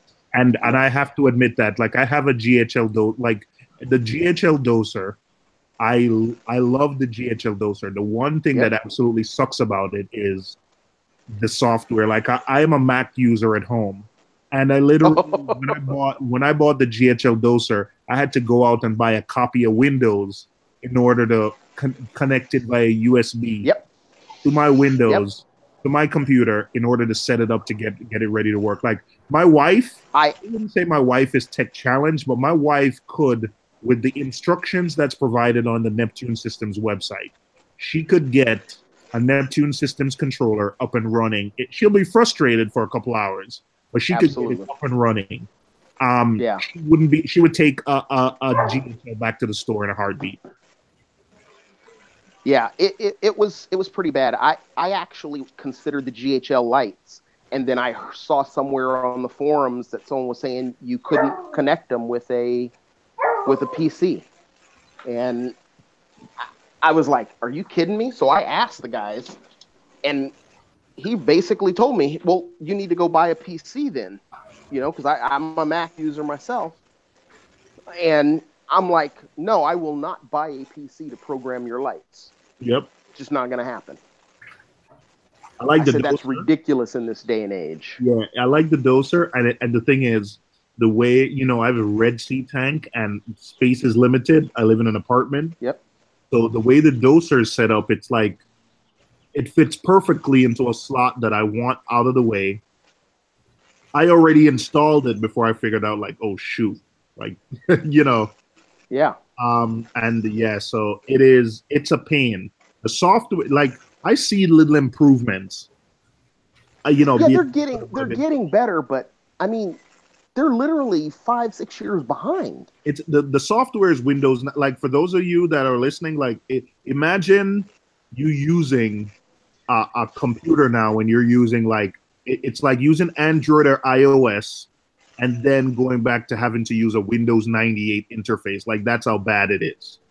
That's serious. And I'm not being snotty or anything. Like, that's the difference in the quality is Windows 98 versus using, like, like iOS or Android today, whichever one you use. Yeah. That's the difference. Like, there's little menus. You have to figure out a menu here. If you're using an Apex and you're doing something and then you close it, it saves its state. Like, you literally, every menu before you leave it, you have to hit the save button. And it's not a modern, and it's, like I said, it's getting better increments, but at the ratio they're at the pace they're innovating, like, they're never going to catch Neptune for 10 years. Like, they have to, yeah, you're absolutely right. They better be doing, like, a big overhaul in the background, and then next year they're going to come out and say, hey, the reason why we haven't made any updates for the last 2 years is because we've been waiting on this big interface that's going to take us into the 21st century. And then that's what they need. If they don't do that, because every time I log in every 2 months or so, I see, like, oh, there's a cool little button here or something new, but you're not going to catch Neptune Systems by making cool little buttons once every 2-3 months. Right.